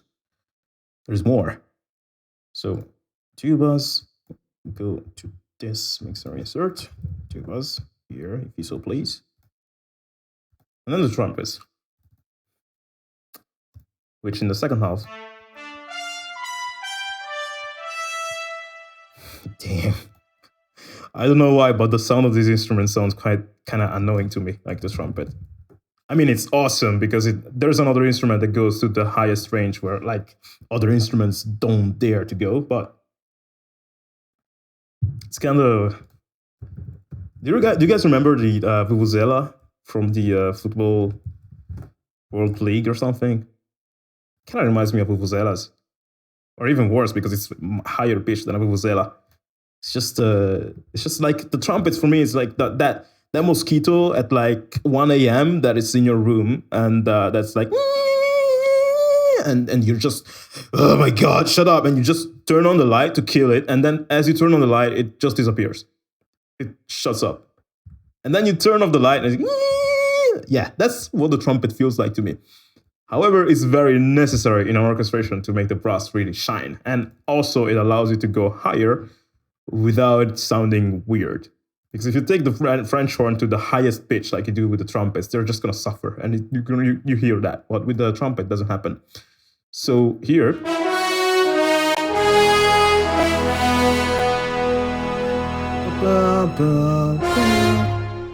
yeah, where is it?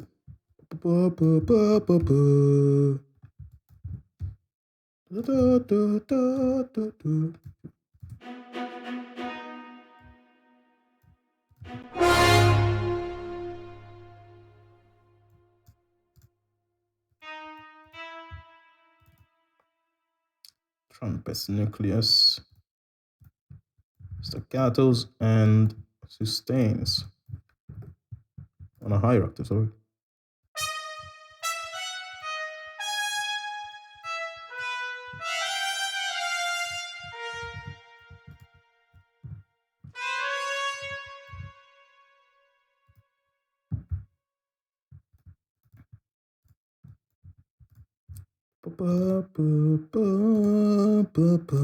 Thank God I'm not a singer, because I would just be such a bad singer.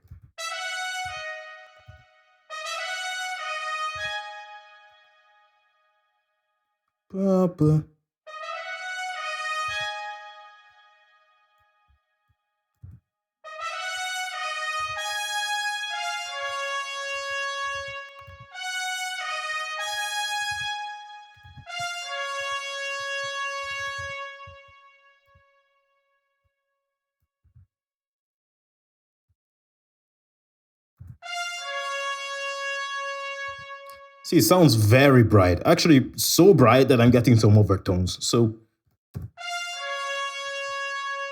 these guys, be gone.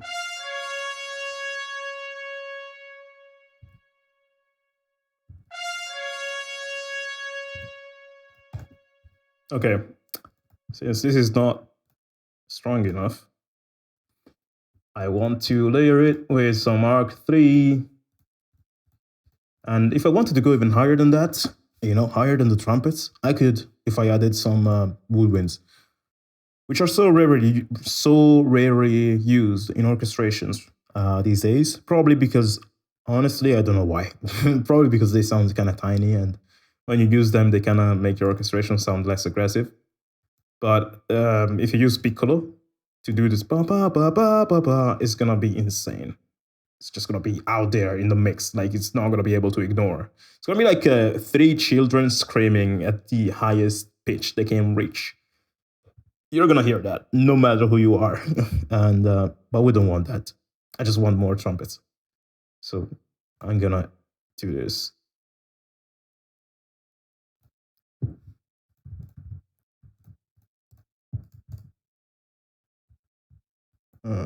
Staccatos and decrescendos.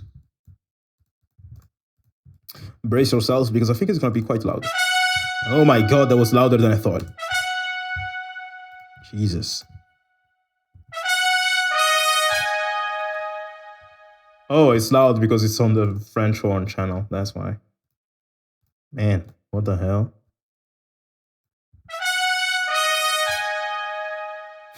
What is wrong with these trumpets? Damn. Apparently, despite the velocity, they're gonna be loud as heck. So I'm just gonna have to lower them with the either dynamics or expression. Okay, dynamics. Cool.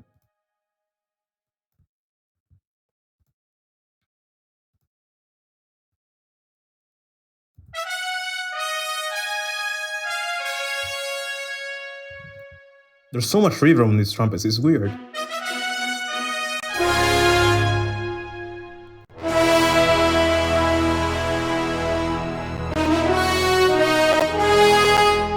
And I'm thinking maybe I could do this with trumpets too.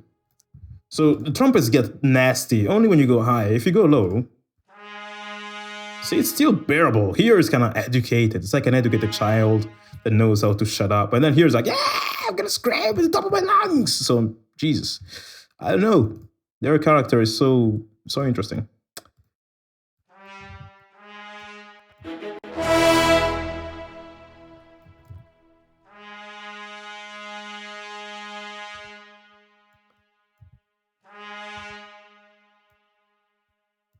So let's have some here. Let's have more here.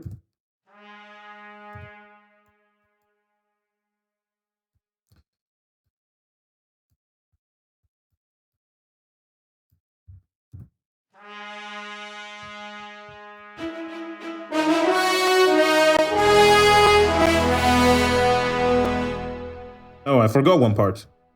Here, the trumpets do like a bum, bum. So they kind of repeat what the French horn are doing.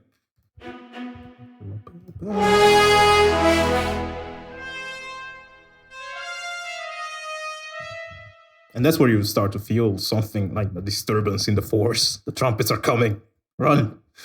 And that's a cool thing to do with instruments. Like, if you have to add an instrument in the next part, which is going to be the protagonist, start by adding it a bit before.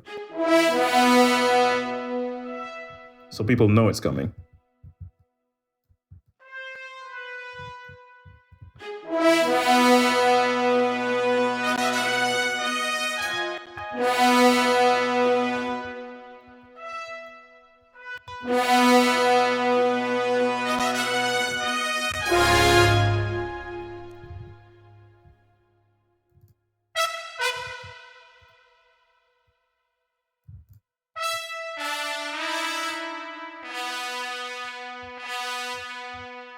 I think there's just something wrong with this trumpets patch in the mic positions. No, it just sounds like there's so much reverb on it.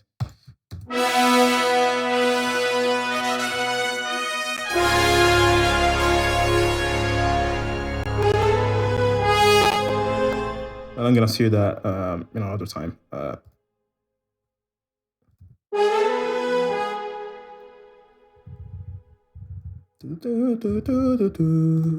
here could be higher in terms of dynamics. That wouldn't hurt.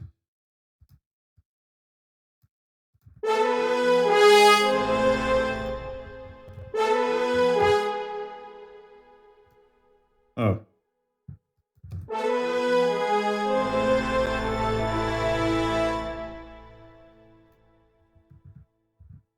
Okay, so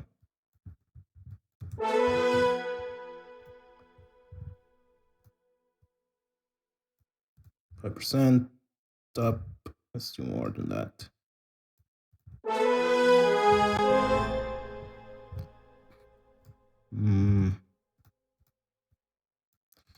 Okay, then we have that here too. French horn arc 3. Where is it? French horn. I lost it. Oh, there it is.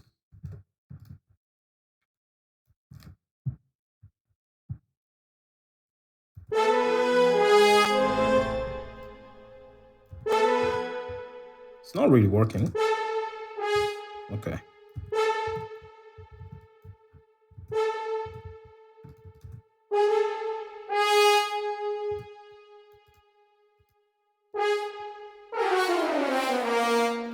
Oh, that's the issue. So these notes are being muted because it doesn't go so high in terms of how it was sampled. So I need to do this.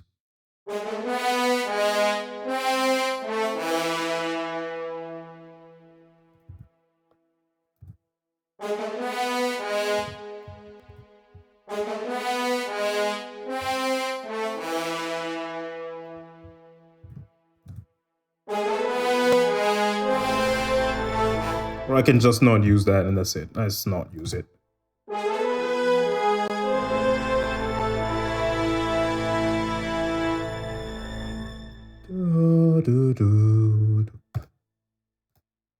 Okay, so we got that. Now I need to work on those perks. Where's my perks? That sounds underwhelming.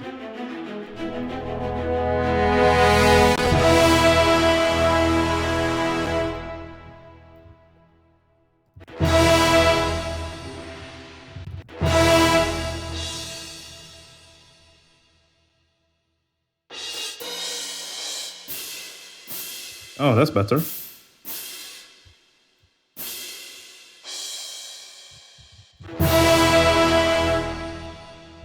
Okay, so what I'm gonna do is, I feel like these symbols sound a bit not as epic as I want them to, and the reason for it is that they're not as open as I want them to. So to open them up, I cannot speak English anymore. Sorry. I could increase the reverb.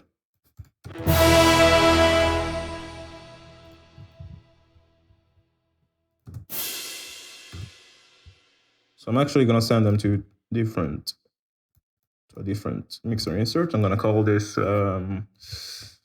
what can I call this? Piatti. No. Symbols. And I'm going to add way more reverb to this.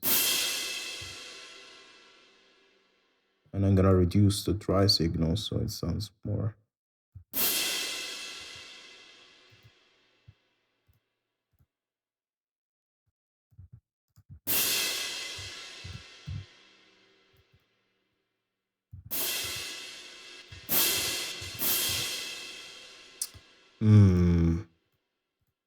Another thing you can do to make stuff sound more distant is remove the low frequencies from it. Although that's not always a good fix, you know, because it changes nature too when you do that.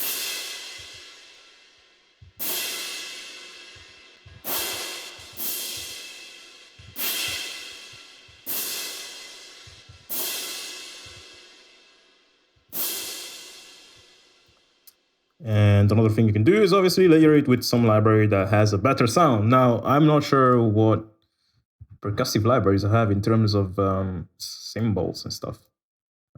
Oh.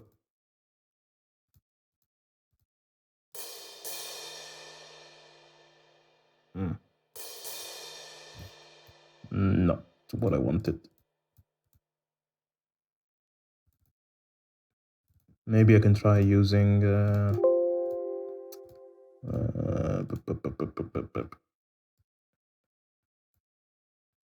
do I have a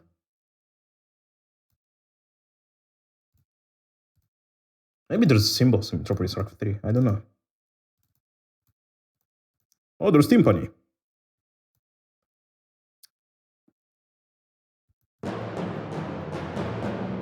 Oh boy. This sounds way more. Yeah, they sound way more wide and huge than the other ones. I suppose it's because of the mic positions too.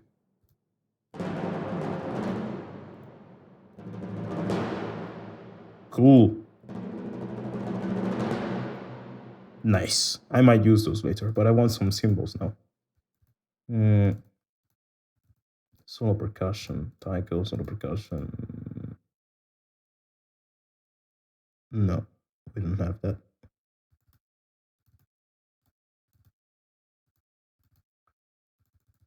Do you guys know some cool symbol percussion libraries stuff? Piatti, whatever. Oh, beyond Midgar, you compose too. I didn't know that. That's dope. And yeah, like PercX. Oh my god. Like it's the best thing to do is just spend time finding the right PercX for you, the right tone and everything, and then just use those forever. That's the best thing you can do. However, I'm at a point now where I'm trying to like not reinvent my sound, but change it a little bit or modernize it slightly. So yeah, I'm now using an empty template compared to using a usual template I use all the time, just to experiment with libraries a bit more than usual. I think there's some Piatti here in Los Angeles modern percussion that I used. Piatti Ensemble, there we go.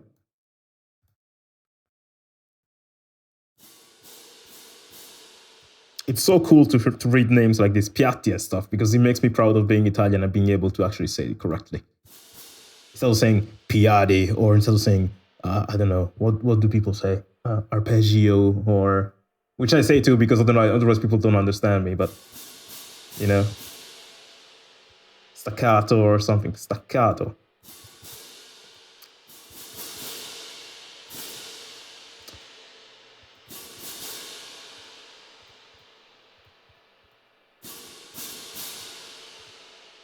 Oh, this is supposed to be the... Oh, wait. These are the mics and these are the mixes. I see. I was tweaking the mixes, not the mics. Let's reload this patch. I want to have a much closer...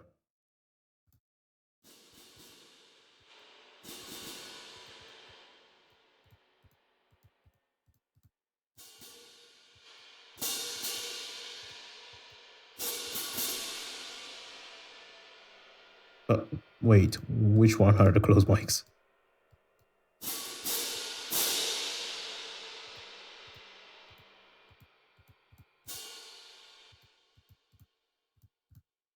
It's overhead.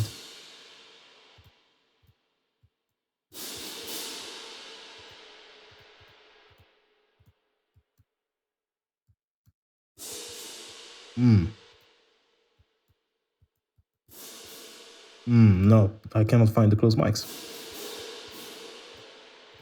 I'm just gonna use the normal ones.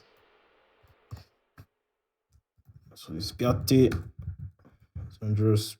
Los Angeles, modern percussion, lamp.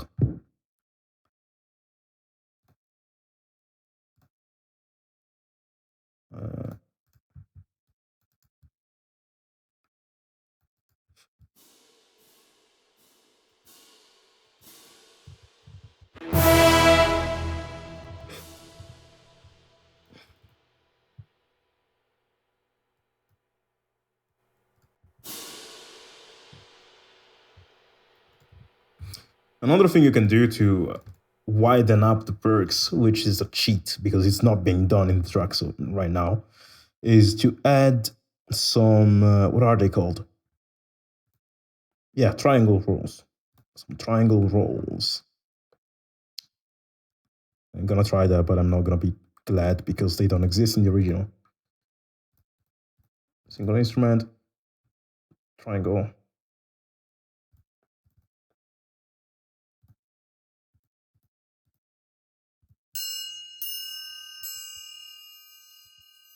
These guys.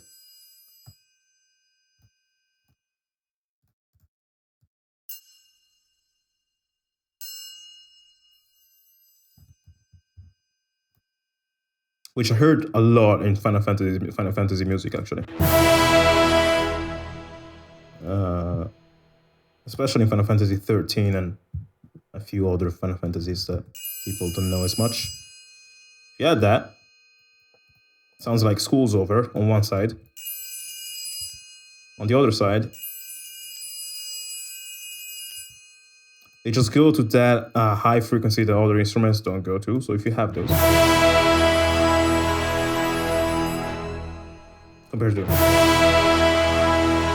you know, with that sort of like shimmer, and obviously I need to EQ a bit better, but with that shimmer on top of everything, you're like, okay, this sounds more open now.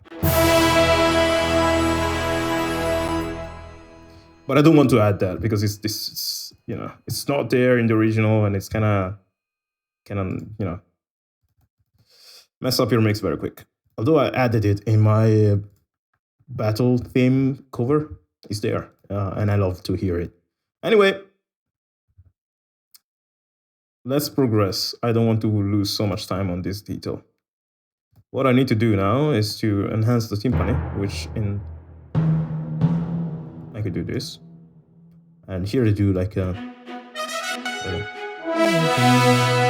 boom, boom, boom,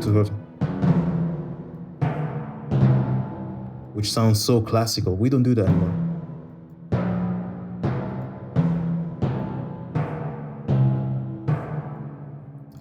Boom, boom, boom, boom, boom.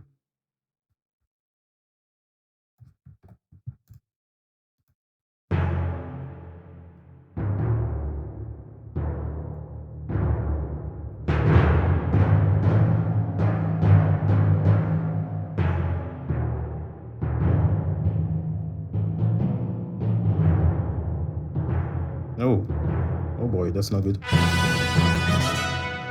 And I just messed up. It's more like this.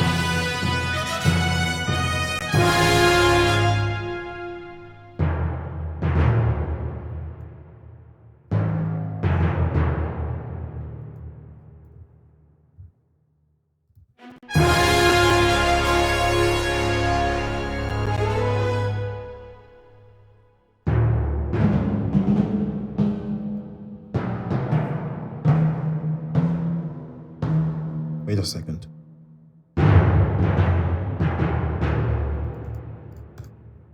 What am I doing?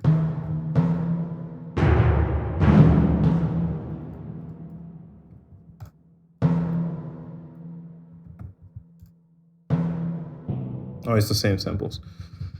Anyway, so what I need to do now is improve this timpani, which I don't like the sound of at all. And again, that could be done with mixing. It's true.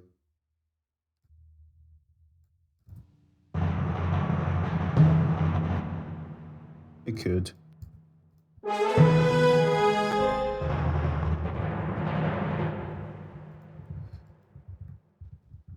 But I like it when like my tracks sound pretty good and pretty cool even before mixing, because it just makes the job easier later.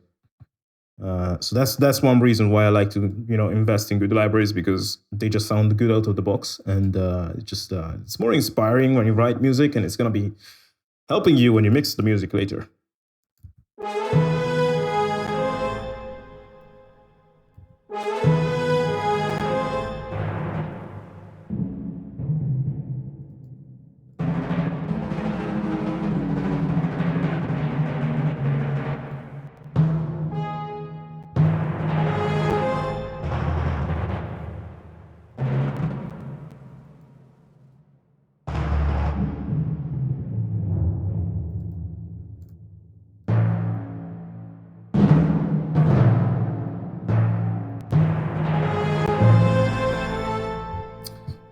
So I'm gonna add those timpani from Metropolis Arc 3. Maybe I have some timpani in Los Angeles Modern Percussion too. I don't know. Let me check. No. But I can whatever. I can still add maybe some bass drums. Whatever. I'll think about that later. But yeah, you saw how much time I spent on talking about the battle theme. Is there a making of uploaded? Not really, actually. I haven't. Jaeger Piatti. Spitfire Hans Zimmer percussion. I don't have that. Damn it. Smoothed Piatti. Oh, is it? I didn't notice that. Damn. But what note is he talking about? I don't know. Let's see. The Jaeger PercS. I haven't used those actually that much because I'm not a fan of the. When it comes to Audio Imperia, I'm a fan of most things, but the percussion usually. Well, there was like this percussion library called Decimator drums, which was insane. Cerberus is also pretty good, and I could use that. But for Jaeger, I wasn't very inspired by the PercS. But maybe there's something here that I could use. Hans Zimmer percussion, I think it's about time I get that library. Not necessarily because it's Hans Zimmer, but because like, whoa! Maybe I could use that. Not necessarily because it's Hans Zimmer, I want to get the Hans Zimmer library, but because I've been told the sound is insane, you know? Even if it wasn't Hans Zimmer, I would have like be interested in it for the sound. Usually, I'm very skeptical actually when they do that. When they call a library like, hey, Michael Jackson screams. I'm like, okay, you're trying to sell me something just by saying it's Michael Jackson. You know, and that might not be the case, but it could also be the case. And I'm very wary.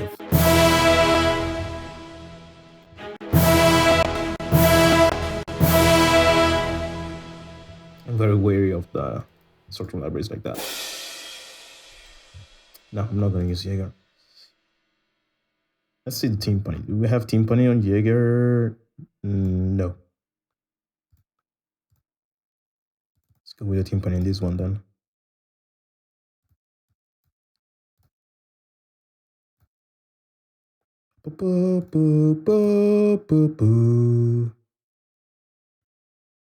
Oh.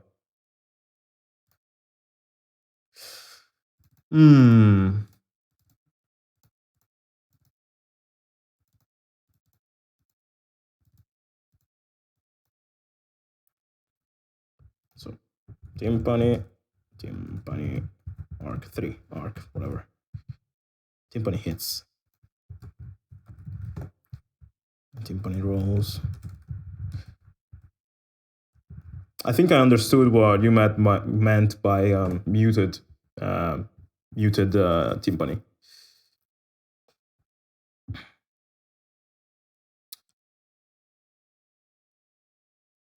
Like the highest ones. Look how much time the composition can take to complete a single track. Yeah, that's just because I'm slow, honestly. Like, there's people who in 2 hours write you a full track. Much faster than I am. I'm just freaking, envious. Can be a very time-consuming process. Yep. The second note in Piatti part, a piano roll, if I'm not wrong, just ignore it, but the sound is more open in Piatti hit because,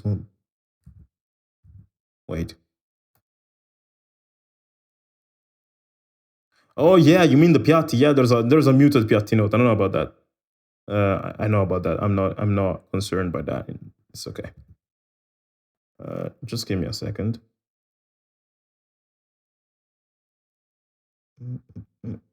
Checking something.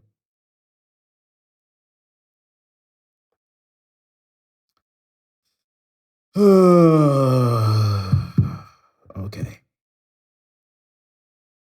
Let's get back to us. So this is timpani, and I would like them to be more close than far.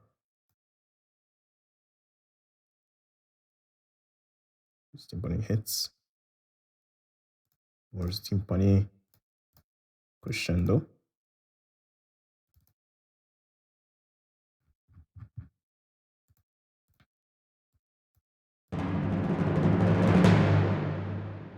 That's just epic. That's not that long though. It's a crescendo long cluster.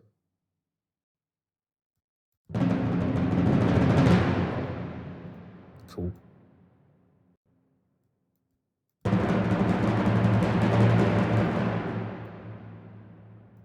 I'm gonna use that one. So you.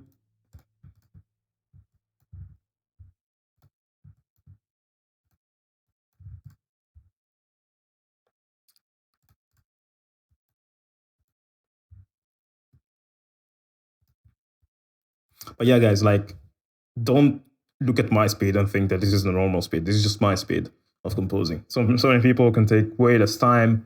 And also, I find that when I'm writing covers like this, where I'm trying to like rewrite certain things in the way they were written and then amplify with my own ideas. The part where I rewrite the things in the way they were written, I'm way more slow because I'm way more critical, because I want to show respect to the original composer by not butchering their track or by not writing in a way that's like shit. You know, so I'm spending more time on this than I normally would if this was my own idea. But there's also that. Ooh, damn. Jesus.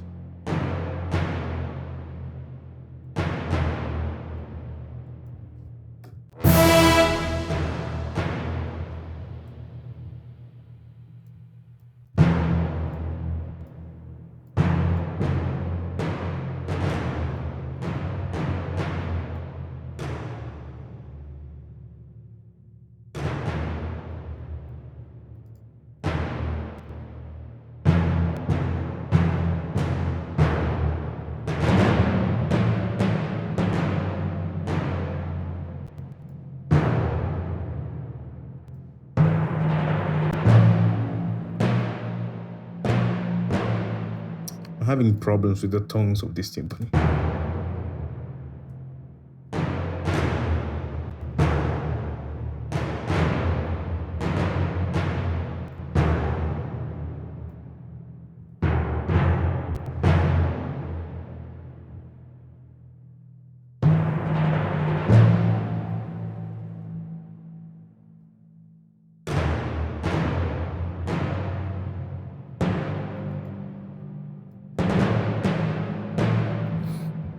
Okay, let's do the rolls.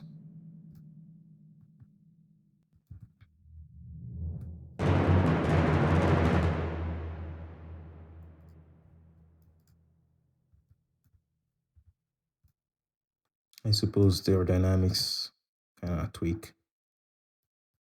how soft or loud they are.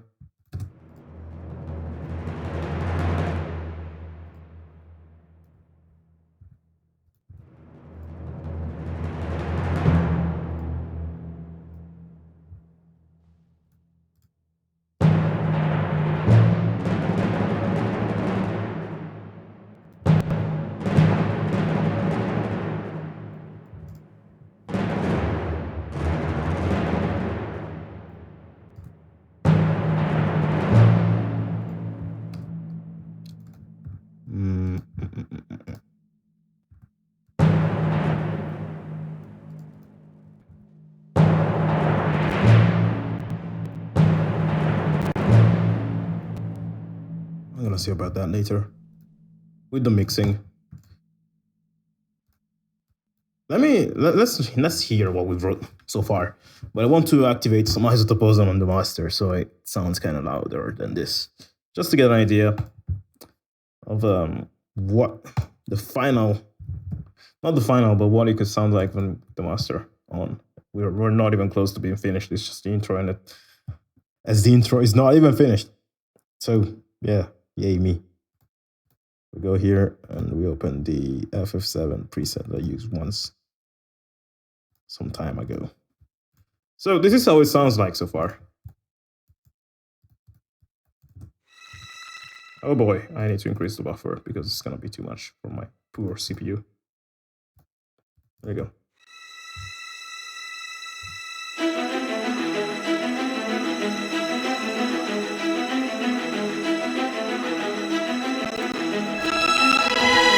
Okay, no, wait.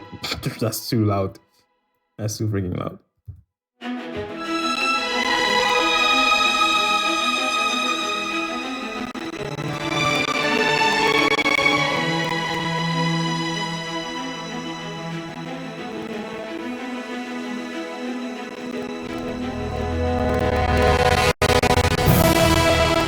Wow.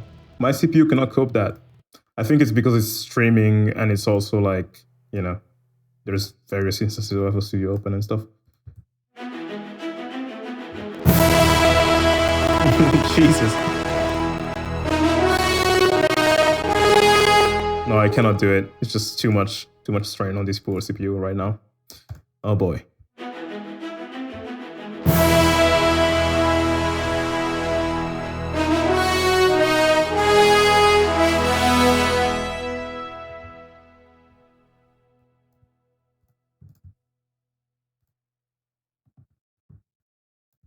I'm not feeling the bass that much.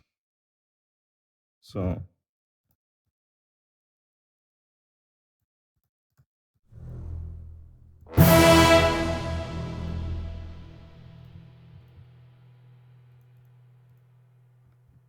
let's shut these ones up.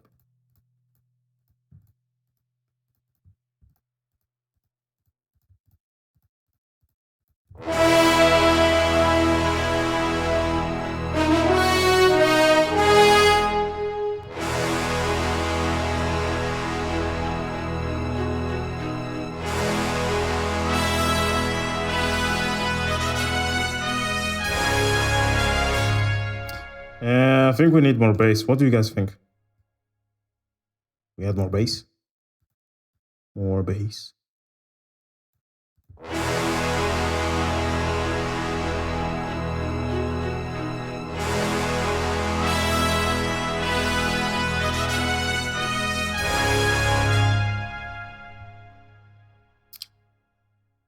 There's one thing we could do, one card I haven't used, which is up my sleeve. It's been up my sleeve this whole time. It's the low strings patch from Metropolis Arc 1. I didn't want it. I didn't want to get to, you know, I wanted to come to this, but, you know, if I have to summon this ungodly creature presence in my track, which is the low strings in Arc 1. I suppose I'll do it.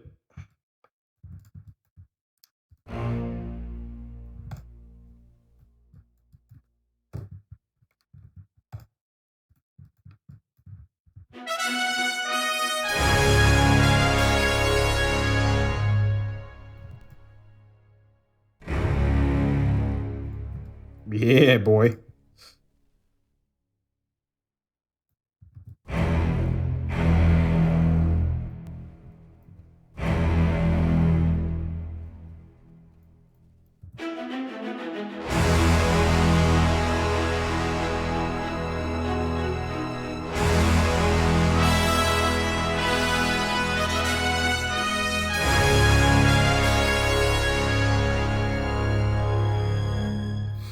Or actually, I could do that with Arc 3 instead of 1.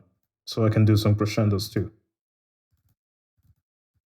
So the bass is just even more articulated than this. So string orchestra. No. Wrong. Multi. Orchestral. Low strings. Multi.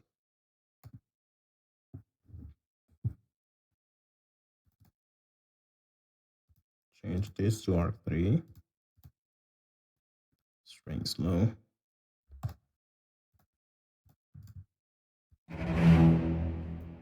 Which goes to the crescendos.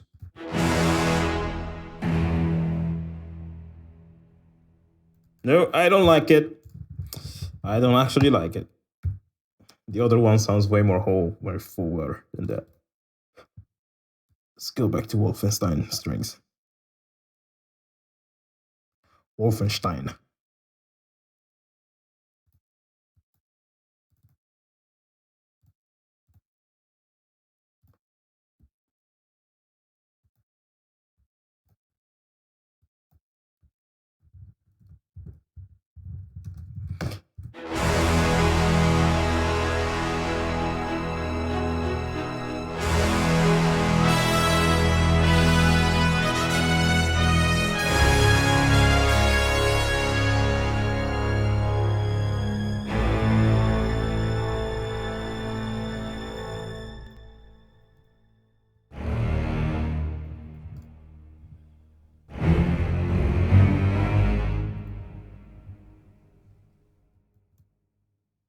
let's leave it like that.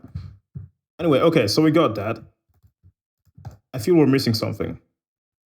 As usual, there is always something missing. In this case, I'm talking about a layering to the trumpets in this part, which is the strings.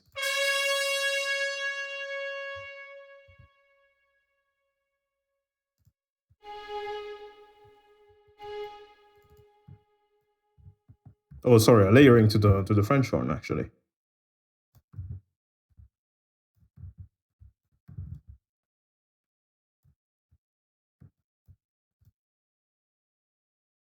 Oh, this is Cinematic Studio strings. Okay.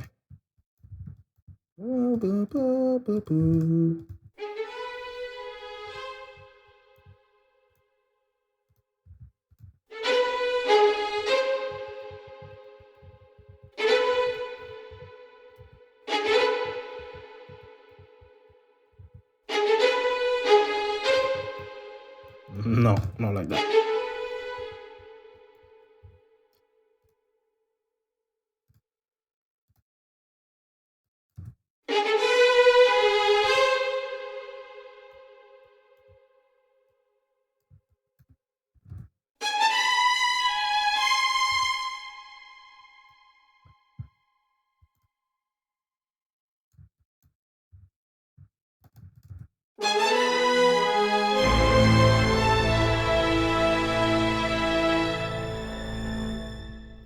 No, that's what.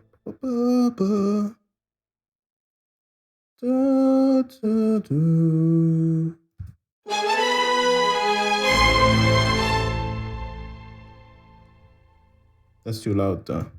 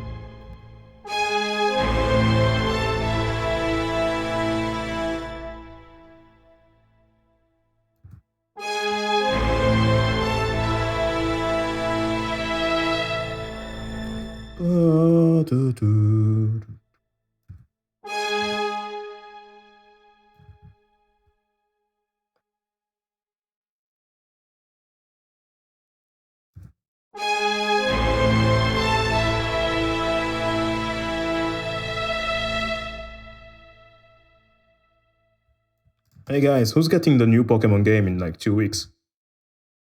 10 days, actually. I have two. Someone asked if I have siblings. I have too many siblings, actually. We're a big family. I did use Cubas for base, by the way. Anyway, who's getting the new Pokemon game, and which Pokemon are you choosing? If you're not picking Grookey, you can leave this chat right now.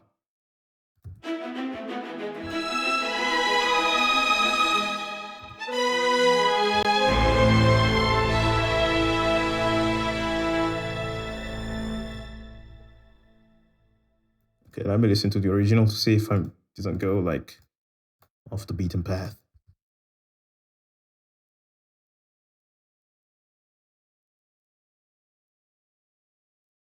I did.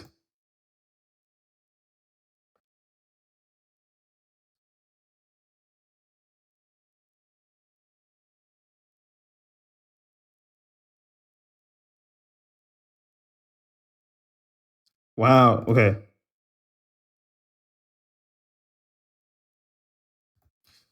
I did go off the beaten path. This doesn't exist.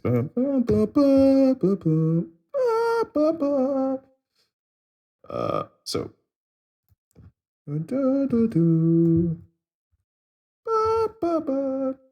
On trumpets.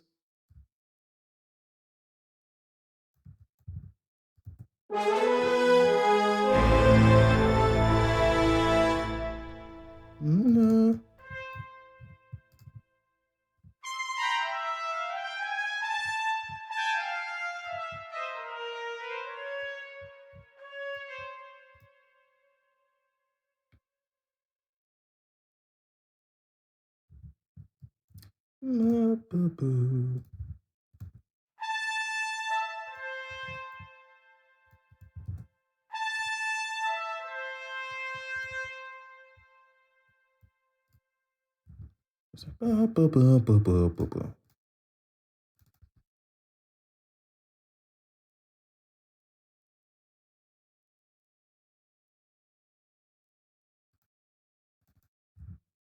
my god, this is tricky.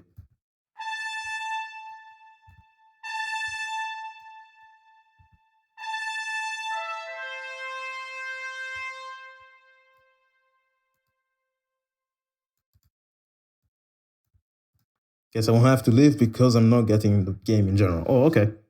You're safe. As long as you don't pick the other two starters.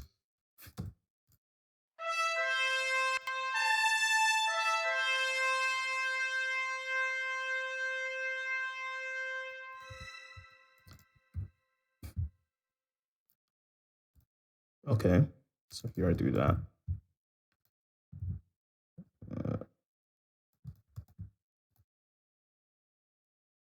The crescendo lungs, staccatos. And the strings are doing something completely different from what I expected. It's like...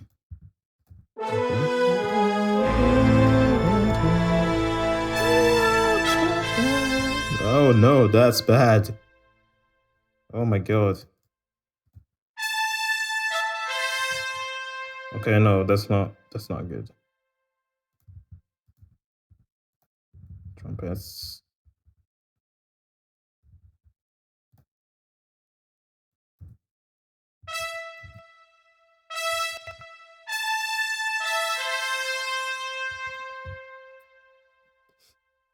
So the strings are doing like a descending pattern.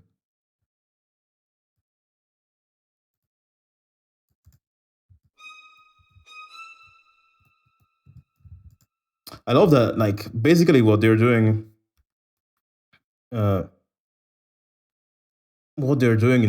this composition in the remake, at least in the trailer that I'm trying to rewrite, is they actually, it sounds shorter than the original because again, like the rests of the melodies are shorter. They change the melody very fast, and they go to the next phrases very fast. Still, however, inside this shorter arrangement they made, they still included all the different notes that there were in the original.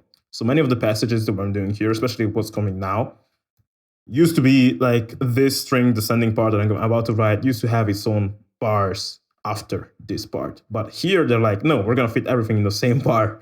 I don't know why they did that, but it still works very well. So it's like they wrote something new in the sense of like the bars and time signature, etc. might not be the same, but they still fit everything that was there before. So they're not leaving out any of the old stuff. That's cool from their part. Image Line is interested in producing libraries for artists that are making EDM or trap music. You won't find orchestral instruments in FL Studio by default. I don't know. What inspired me to make this transcription is like, I'm trying to, before the game is out, I'm trying to like write as many as Final Fantasy VII Remake soundtrack as possible by adding my own personal twists to them. So I have this, like I start from what we heard from the trailers and then I add my own things. And then I want to do this thing where after the game is out, I'm going to compare my own extended version and stuff with the actual soundtracks that came out in the game, in the final version, so just for fun. And also want, like, people are hyped as hell for this game. So I want to like feed the hype with stuff. It's not the Distant World version. It's different, I think. Hey, Munzik. Estogaza is actually one of my favorite Final Fantasy soundtracks of all time. But right now, I mostly want to work on, if I have to make Final Fantasy stuff, I want it to be Final Fantasy VII Remake. But Estogaza is awesome.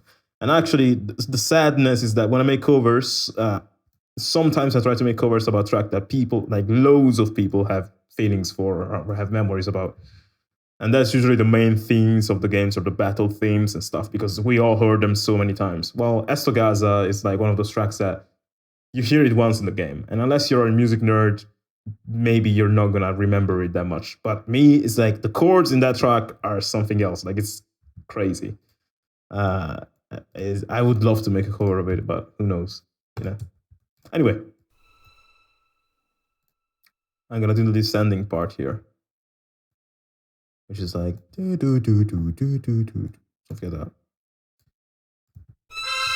Oh my god, that was loud.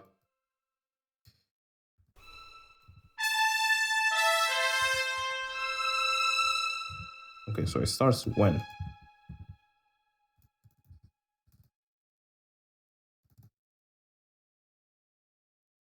Okay.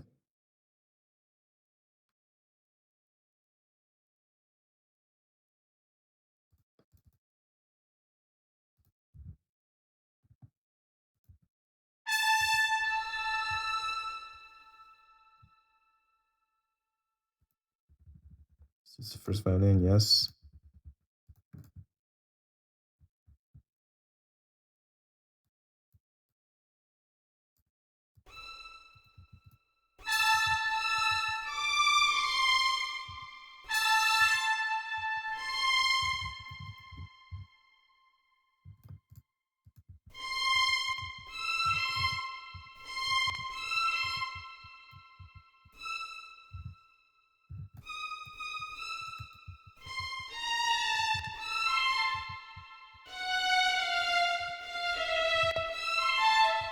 Oh my god.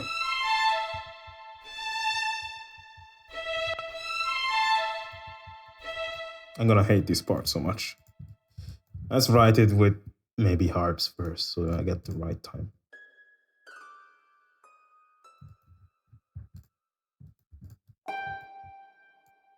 What? No.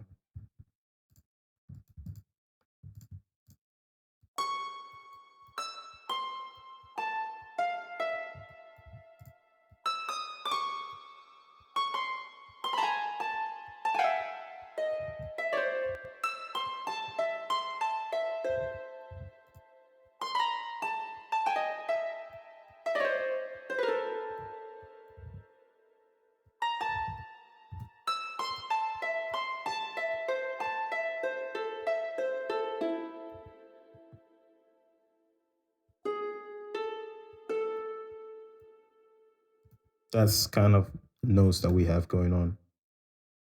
I think. Uh,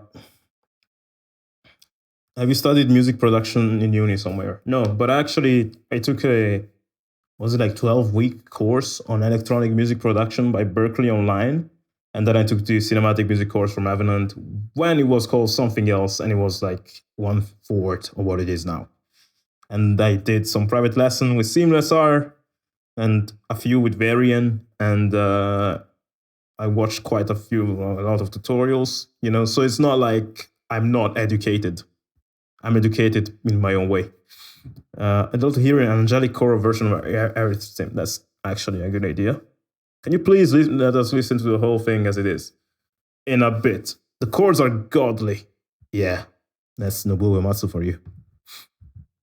But yeah, I'm mostly self-taught, but that doesn't imply that I haven't, you know, like self-taught in the sense that I picked my own sources of education and I didn't follow a path that someone else laid down for me. I'm like, okay, let's study from this course, let's watch these tutorials, let's pay this person to teach me about stuff that I'm gonna ask them, and then let's actually spend a crap load of time composing. That's mostly what's mostly responsible for what I learned is like the crap load of time I spent composing music and applying all the knowledge that I got from the sources that I just listed. So it's a complicated answer. It's not like I just this is all that I learned from by myself. No. I draw from many sources of knowledge, and then I drew from many sources of knowledge, and then I studied it. Sort of. That's the reply. But no, I didn't go to a university.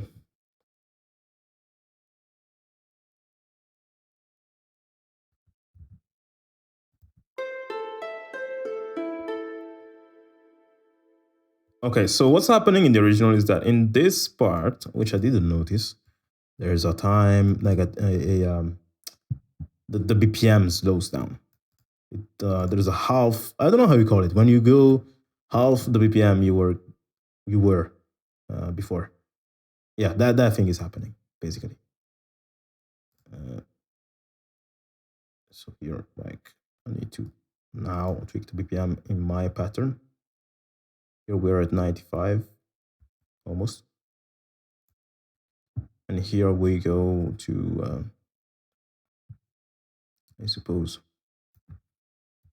47.5.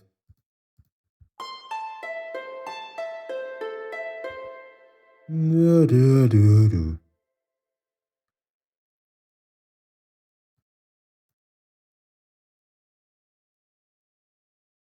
47.5. No, that's nonsense, man.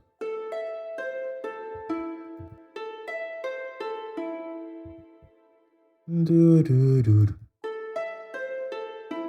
Or something, whatever. Now I just need to do that with strings, and that's gonna be hell. It's gonna be so bad. But honestly, guys, yeah, I wish that when I started, there was one channel on YouTube that taught all these things and that I could use that as a point of reference and as a way to learn stuff. I didn't have that. There were no, no channels like that. So when I started, mine was to be like, okay, there's some Alexes in the world or some guys who are just like I was when I started out and they need help. No one's doing that. I'm going to help them. So yeah. Do you do collabs? Like if I type a chord progression and you can orchestrate it and add the chord progression? Middleton, I normally don't do collabs because I'm not someone who works very well in collabs. So if I have to say yes to a collab, it needs to be someone extraordinary. You know, someone who's at least at my level in terms of like skill level or following or whatever. And then maybe I'm going to consider it. But even then, I'm mostly going to say no. So it needs to be something very special. So, if you have something like insane, like very insane, that would make me go like, what the hell is this? Maybe you have a chance. If you don't have that extraordinary thing, there's no chance at all. But here in this chat, there's loads of people you could collab to, or in my Discord server, there's loads of people you can collab to, plenty of people actually. And I think the advertisement I do for Revenant is not unpaid. Like I'm an affiliate for Revenant. The Revenant guys are actually among my best friends, and we have this sort of partnership going on. So don't worry about that. And even if it was unpaid, though, I would still like do advertisement for it because it's great stuff. It's really great stuff, and it helped me personally. But I will probably I will have to make my own course eventually. Like it's in the plans. For some reason, there's always stuff going on that prevents me from writing it and making it actually. But there is gonna be a course. Woodwinds. I know. When you mix your music, are you doing some gain staging in addition to levels, or just balance your volume levels? I tend to balance my volume levels, and that's mostly what they do in terms of like volume. Gain staging, I'm not still sure what that means. Like, I heard that term so many times, but I'm not sure I know exactly what it means. Like maybe, like I think I know, but maybe the idea I have is like not correct. So I don't think I do that.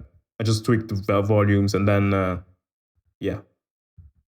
Then I do the mixing stuff. Anyway, let's write the string part. And then I think I'm going to leave because it's kind of late. I'm getting groggy and angry. Hungry, not angry. And yeah. So.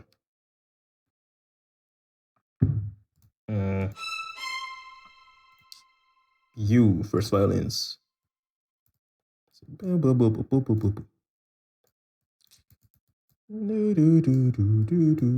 think there's woodwinds in this track, So maybe I'm gonna add them later when I have to, like when I will make my own add my own ideas. But now it's.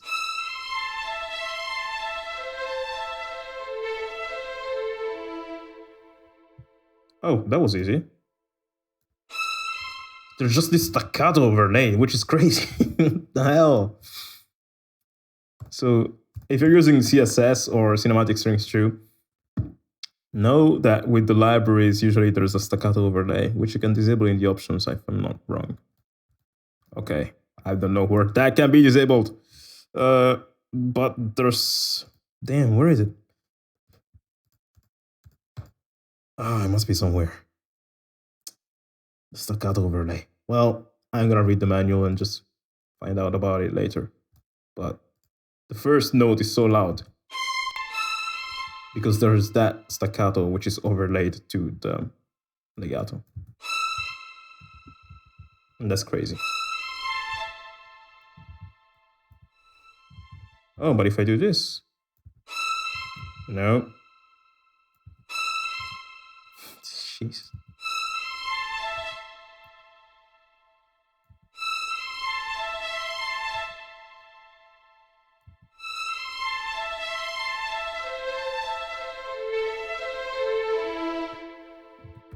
Okay.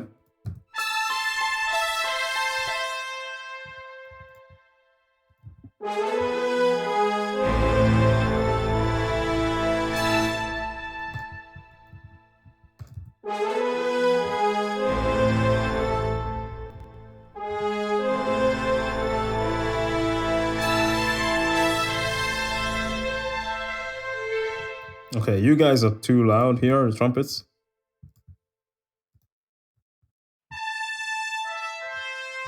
And it's because of this, so I'm gonna remove that.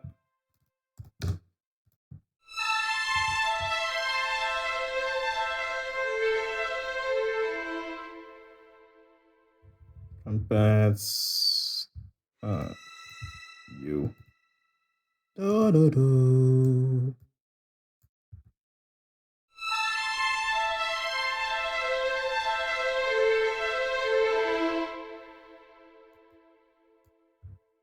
Sounds kind of weird on the strings, to be honest.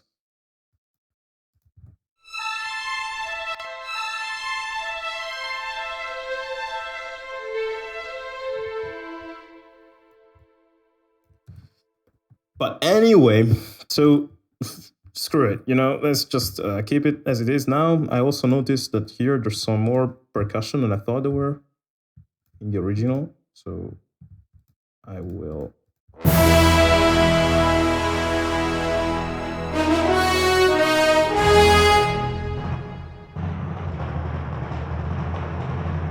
There's like a roll that is super long.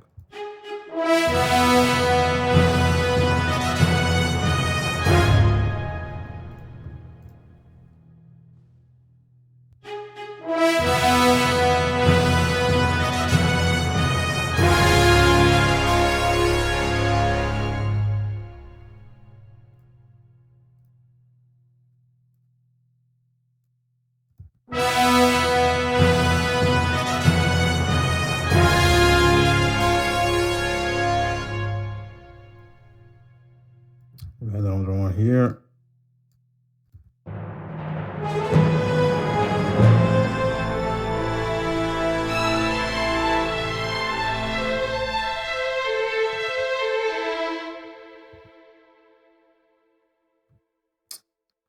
What is wrong here? There's something wrong which I cannot put my finger on.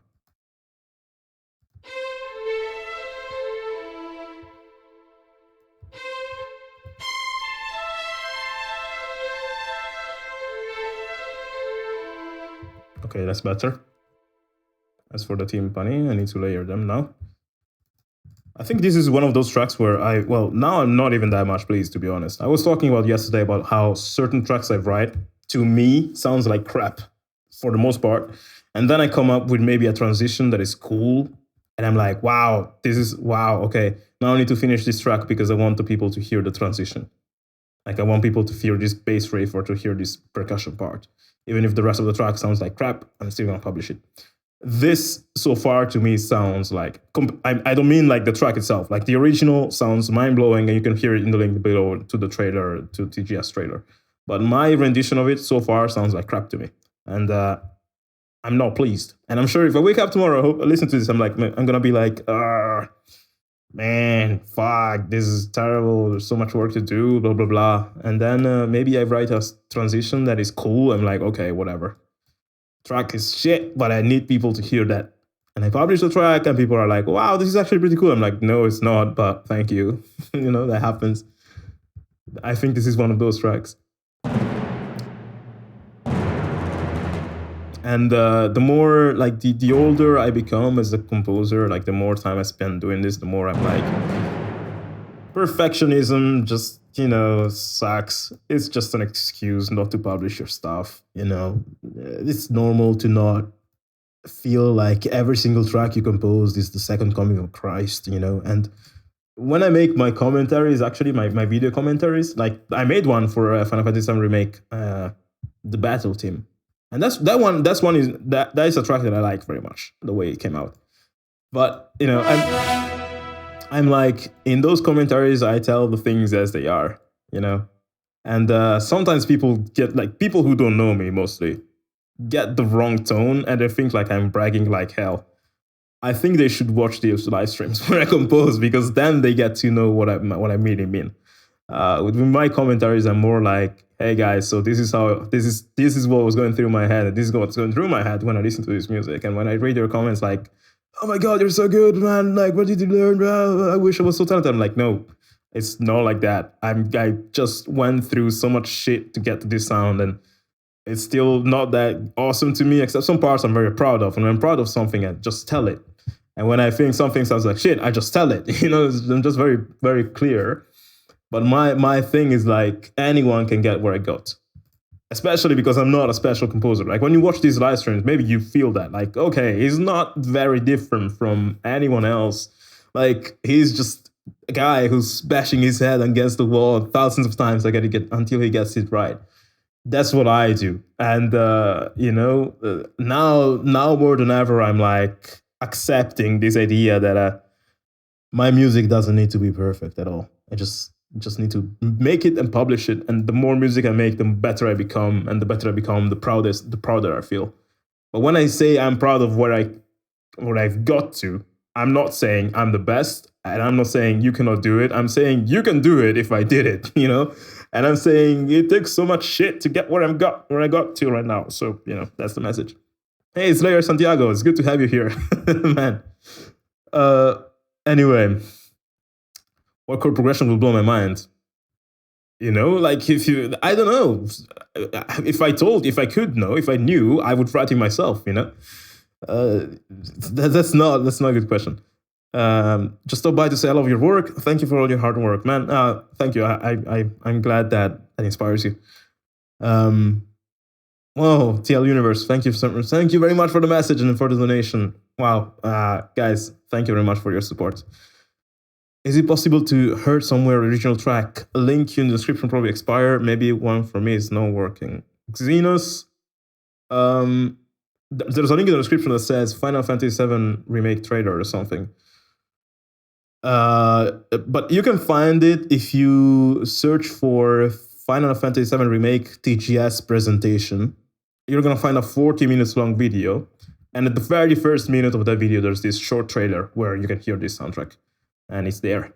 You can hear how it actually is supposed to sound like, although there's some gameplay noises and stuff. Anyway, guys, let's do the thing where we listen to what we've wrote so far and just call it a day, because I've been here for 2 hours and a half. I might work on this track a bit more later, and I think I will try to record the process of me composing this. But probably the next parts are gonna be I'm gonna record it while not in live stream, but while composing, and then upload those on Patreon and stuff.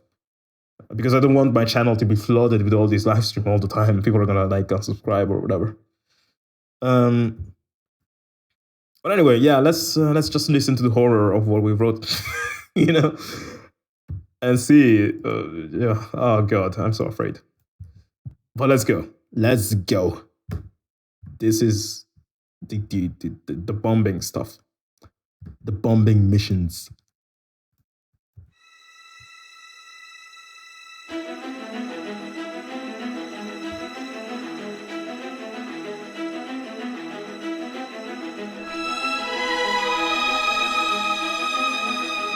Whoa, that's loud.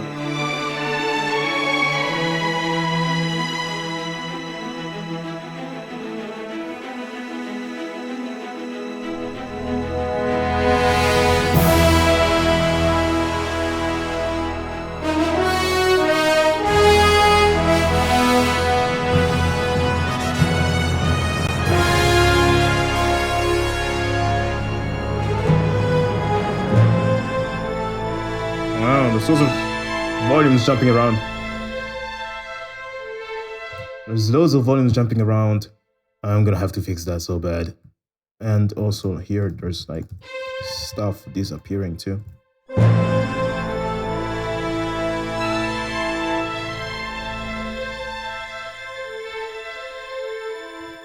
think this needs to keep on going for a while.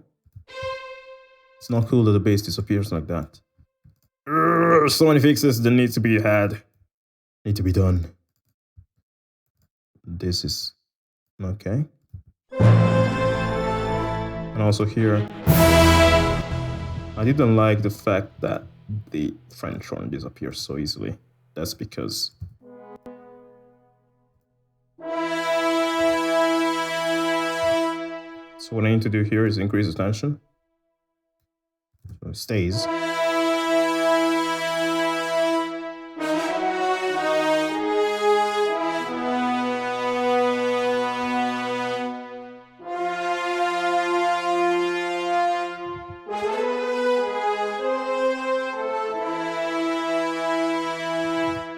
And then the trumpets here were kind of weak.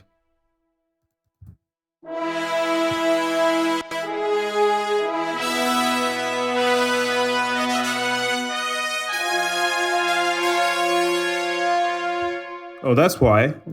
Man, these dynamics are too...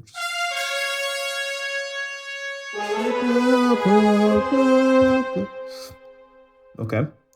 And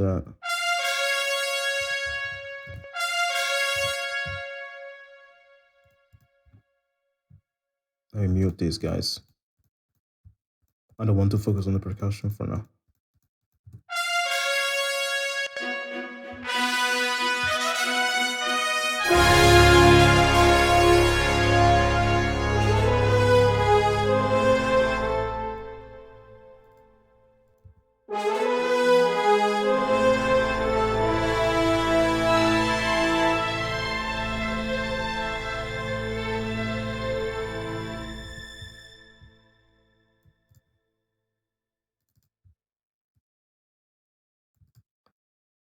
I think I'm probably omitting some sounds. There must be some sound like in the background that I'm not adding because I didn't hear it.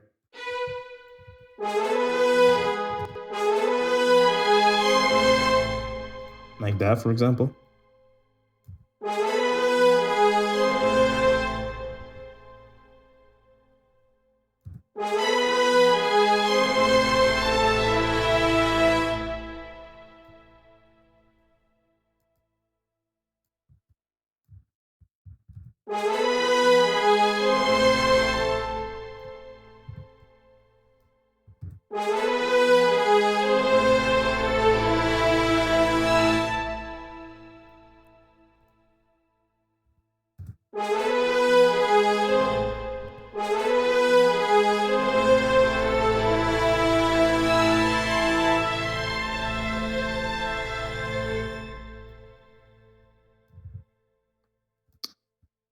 This, and what else can we add to the background?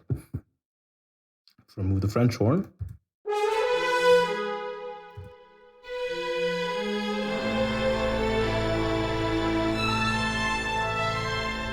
I could probably layer this on cellos too, just to make it appear a bit more in my mix.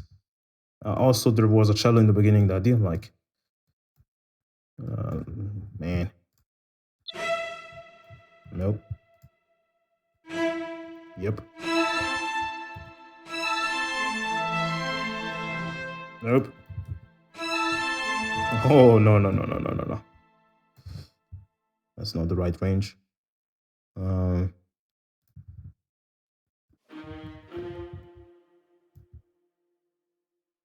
Maybe I can add it on violas.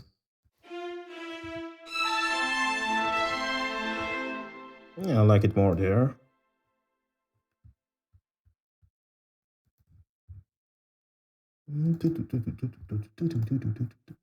Oh, the violas don't have legatos in this library. Damn.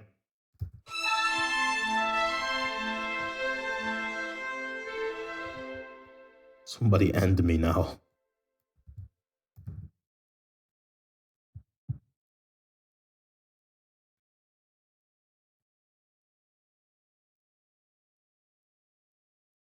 Hello, everyone of the new gangs. New gang joining. I'm about to end the stream, guys, actually. Um, hmm. What else is missing here?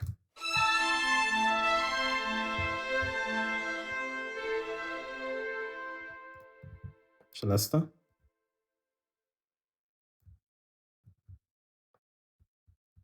Don't think so, but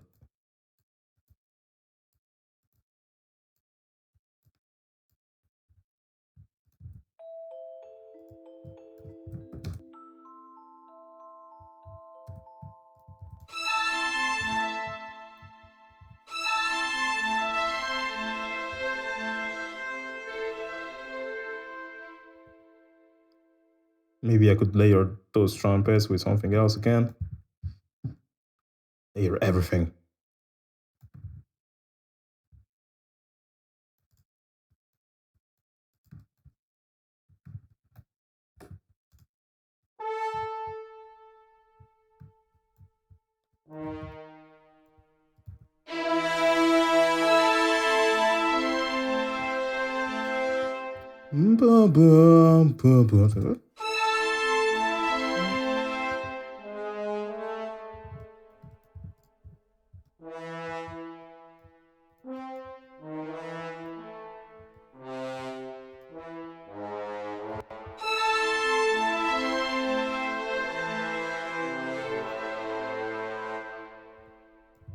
Maybe.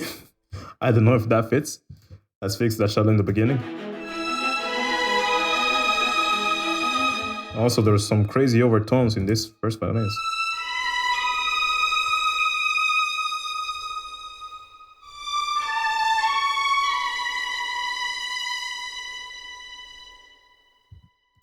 And they're also louder than it should be.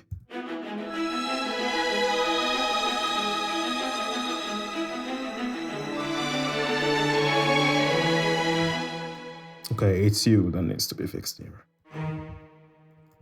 So channel 6. Do something like this.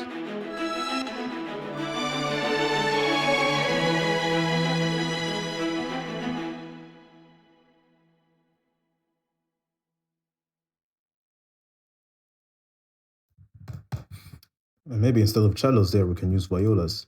I haven't still learned, like, well, I know the difference between viola and cello, but I don't know when to use one or the other, actually.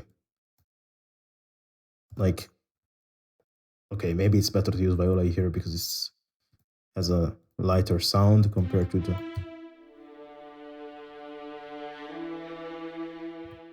No, it's better to use the cellos. But this has... Ah, damn.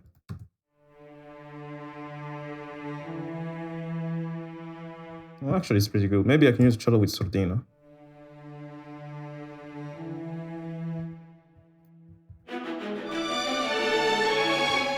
Screw the sordina. And what about you guys?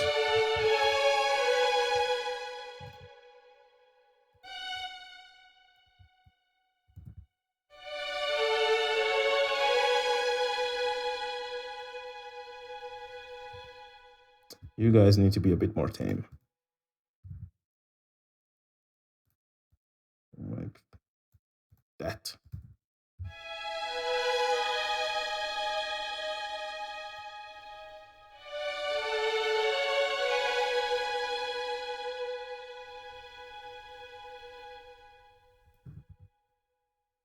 Okay, I think yeah, we're good. We're good. It's I think it's a good first session for this track. Yeah. I wonder how it sounds when I add the mastering. But yeah. Let's listen to it one last time.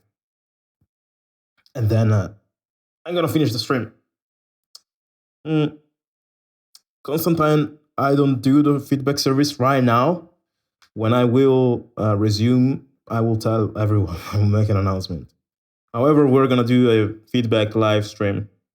Maybe we could do one when I reach 50,000 subscribers because that's soon. I'm at 48,000 now, I think.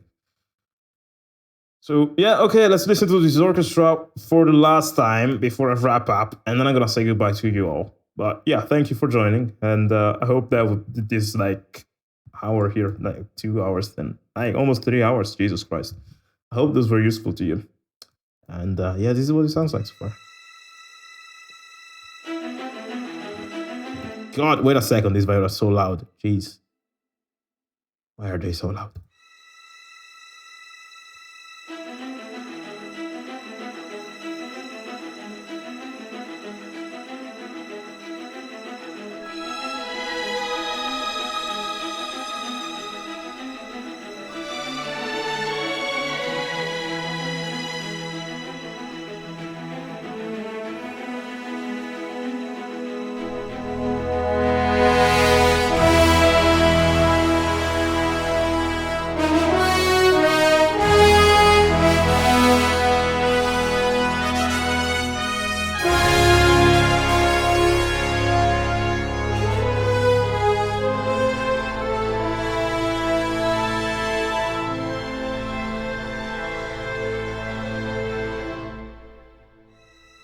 Okay, that's it.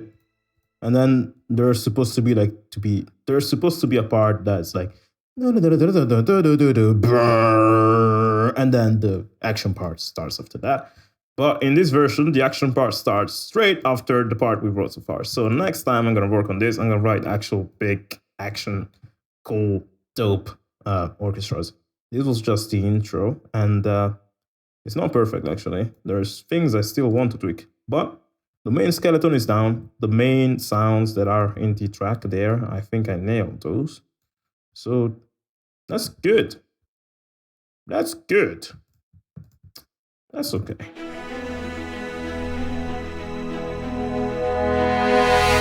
I think this is my favorite part here. But yeah, guys, that's all for this stream. I hope you learned something of value. If you did not, well, feel free to punch me in the face if you see me. But you're probably not going to see me unless you live in Prague right now. And that's all. I'm going to cut now. Yeah. See you guys in a bit with a new tutorial or stream next time.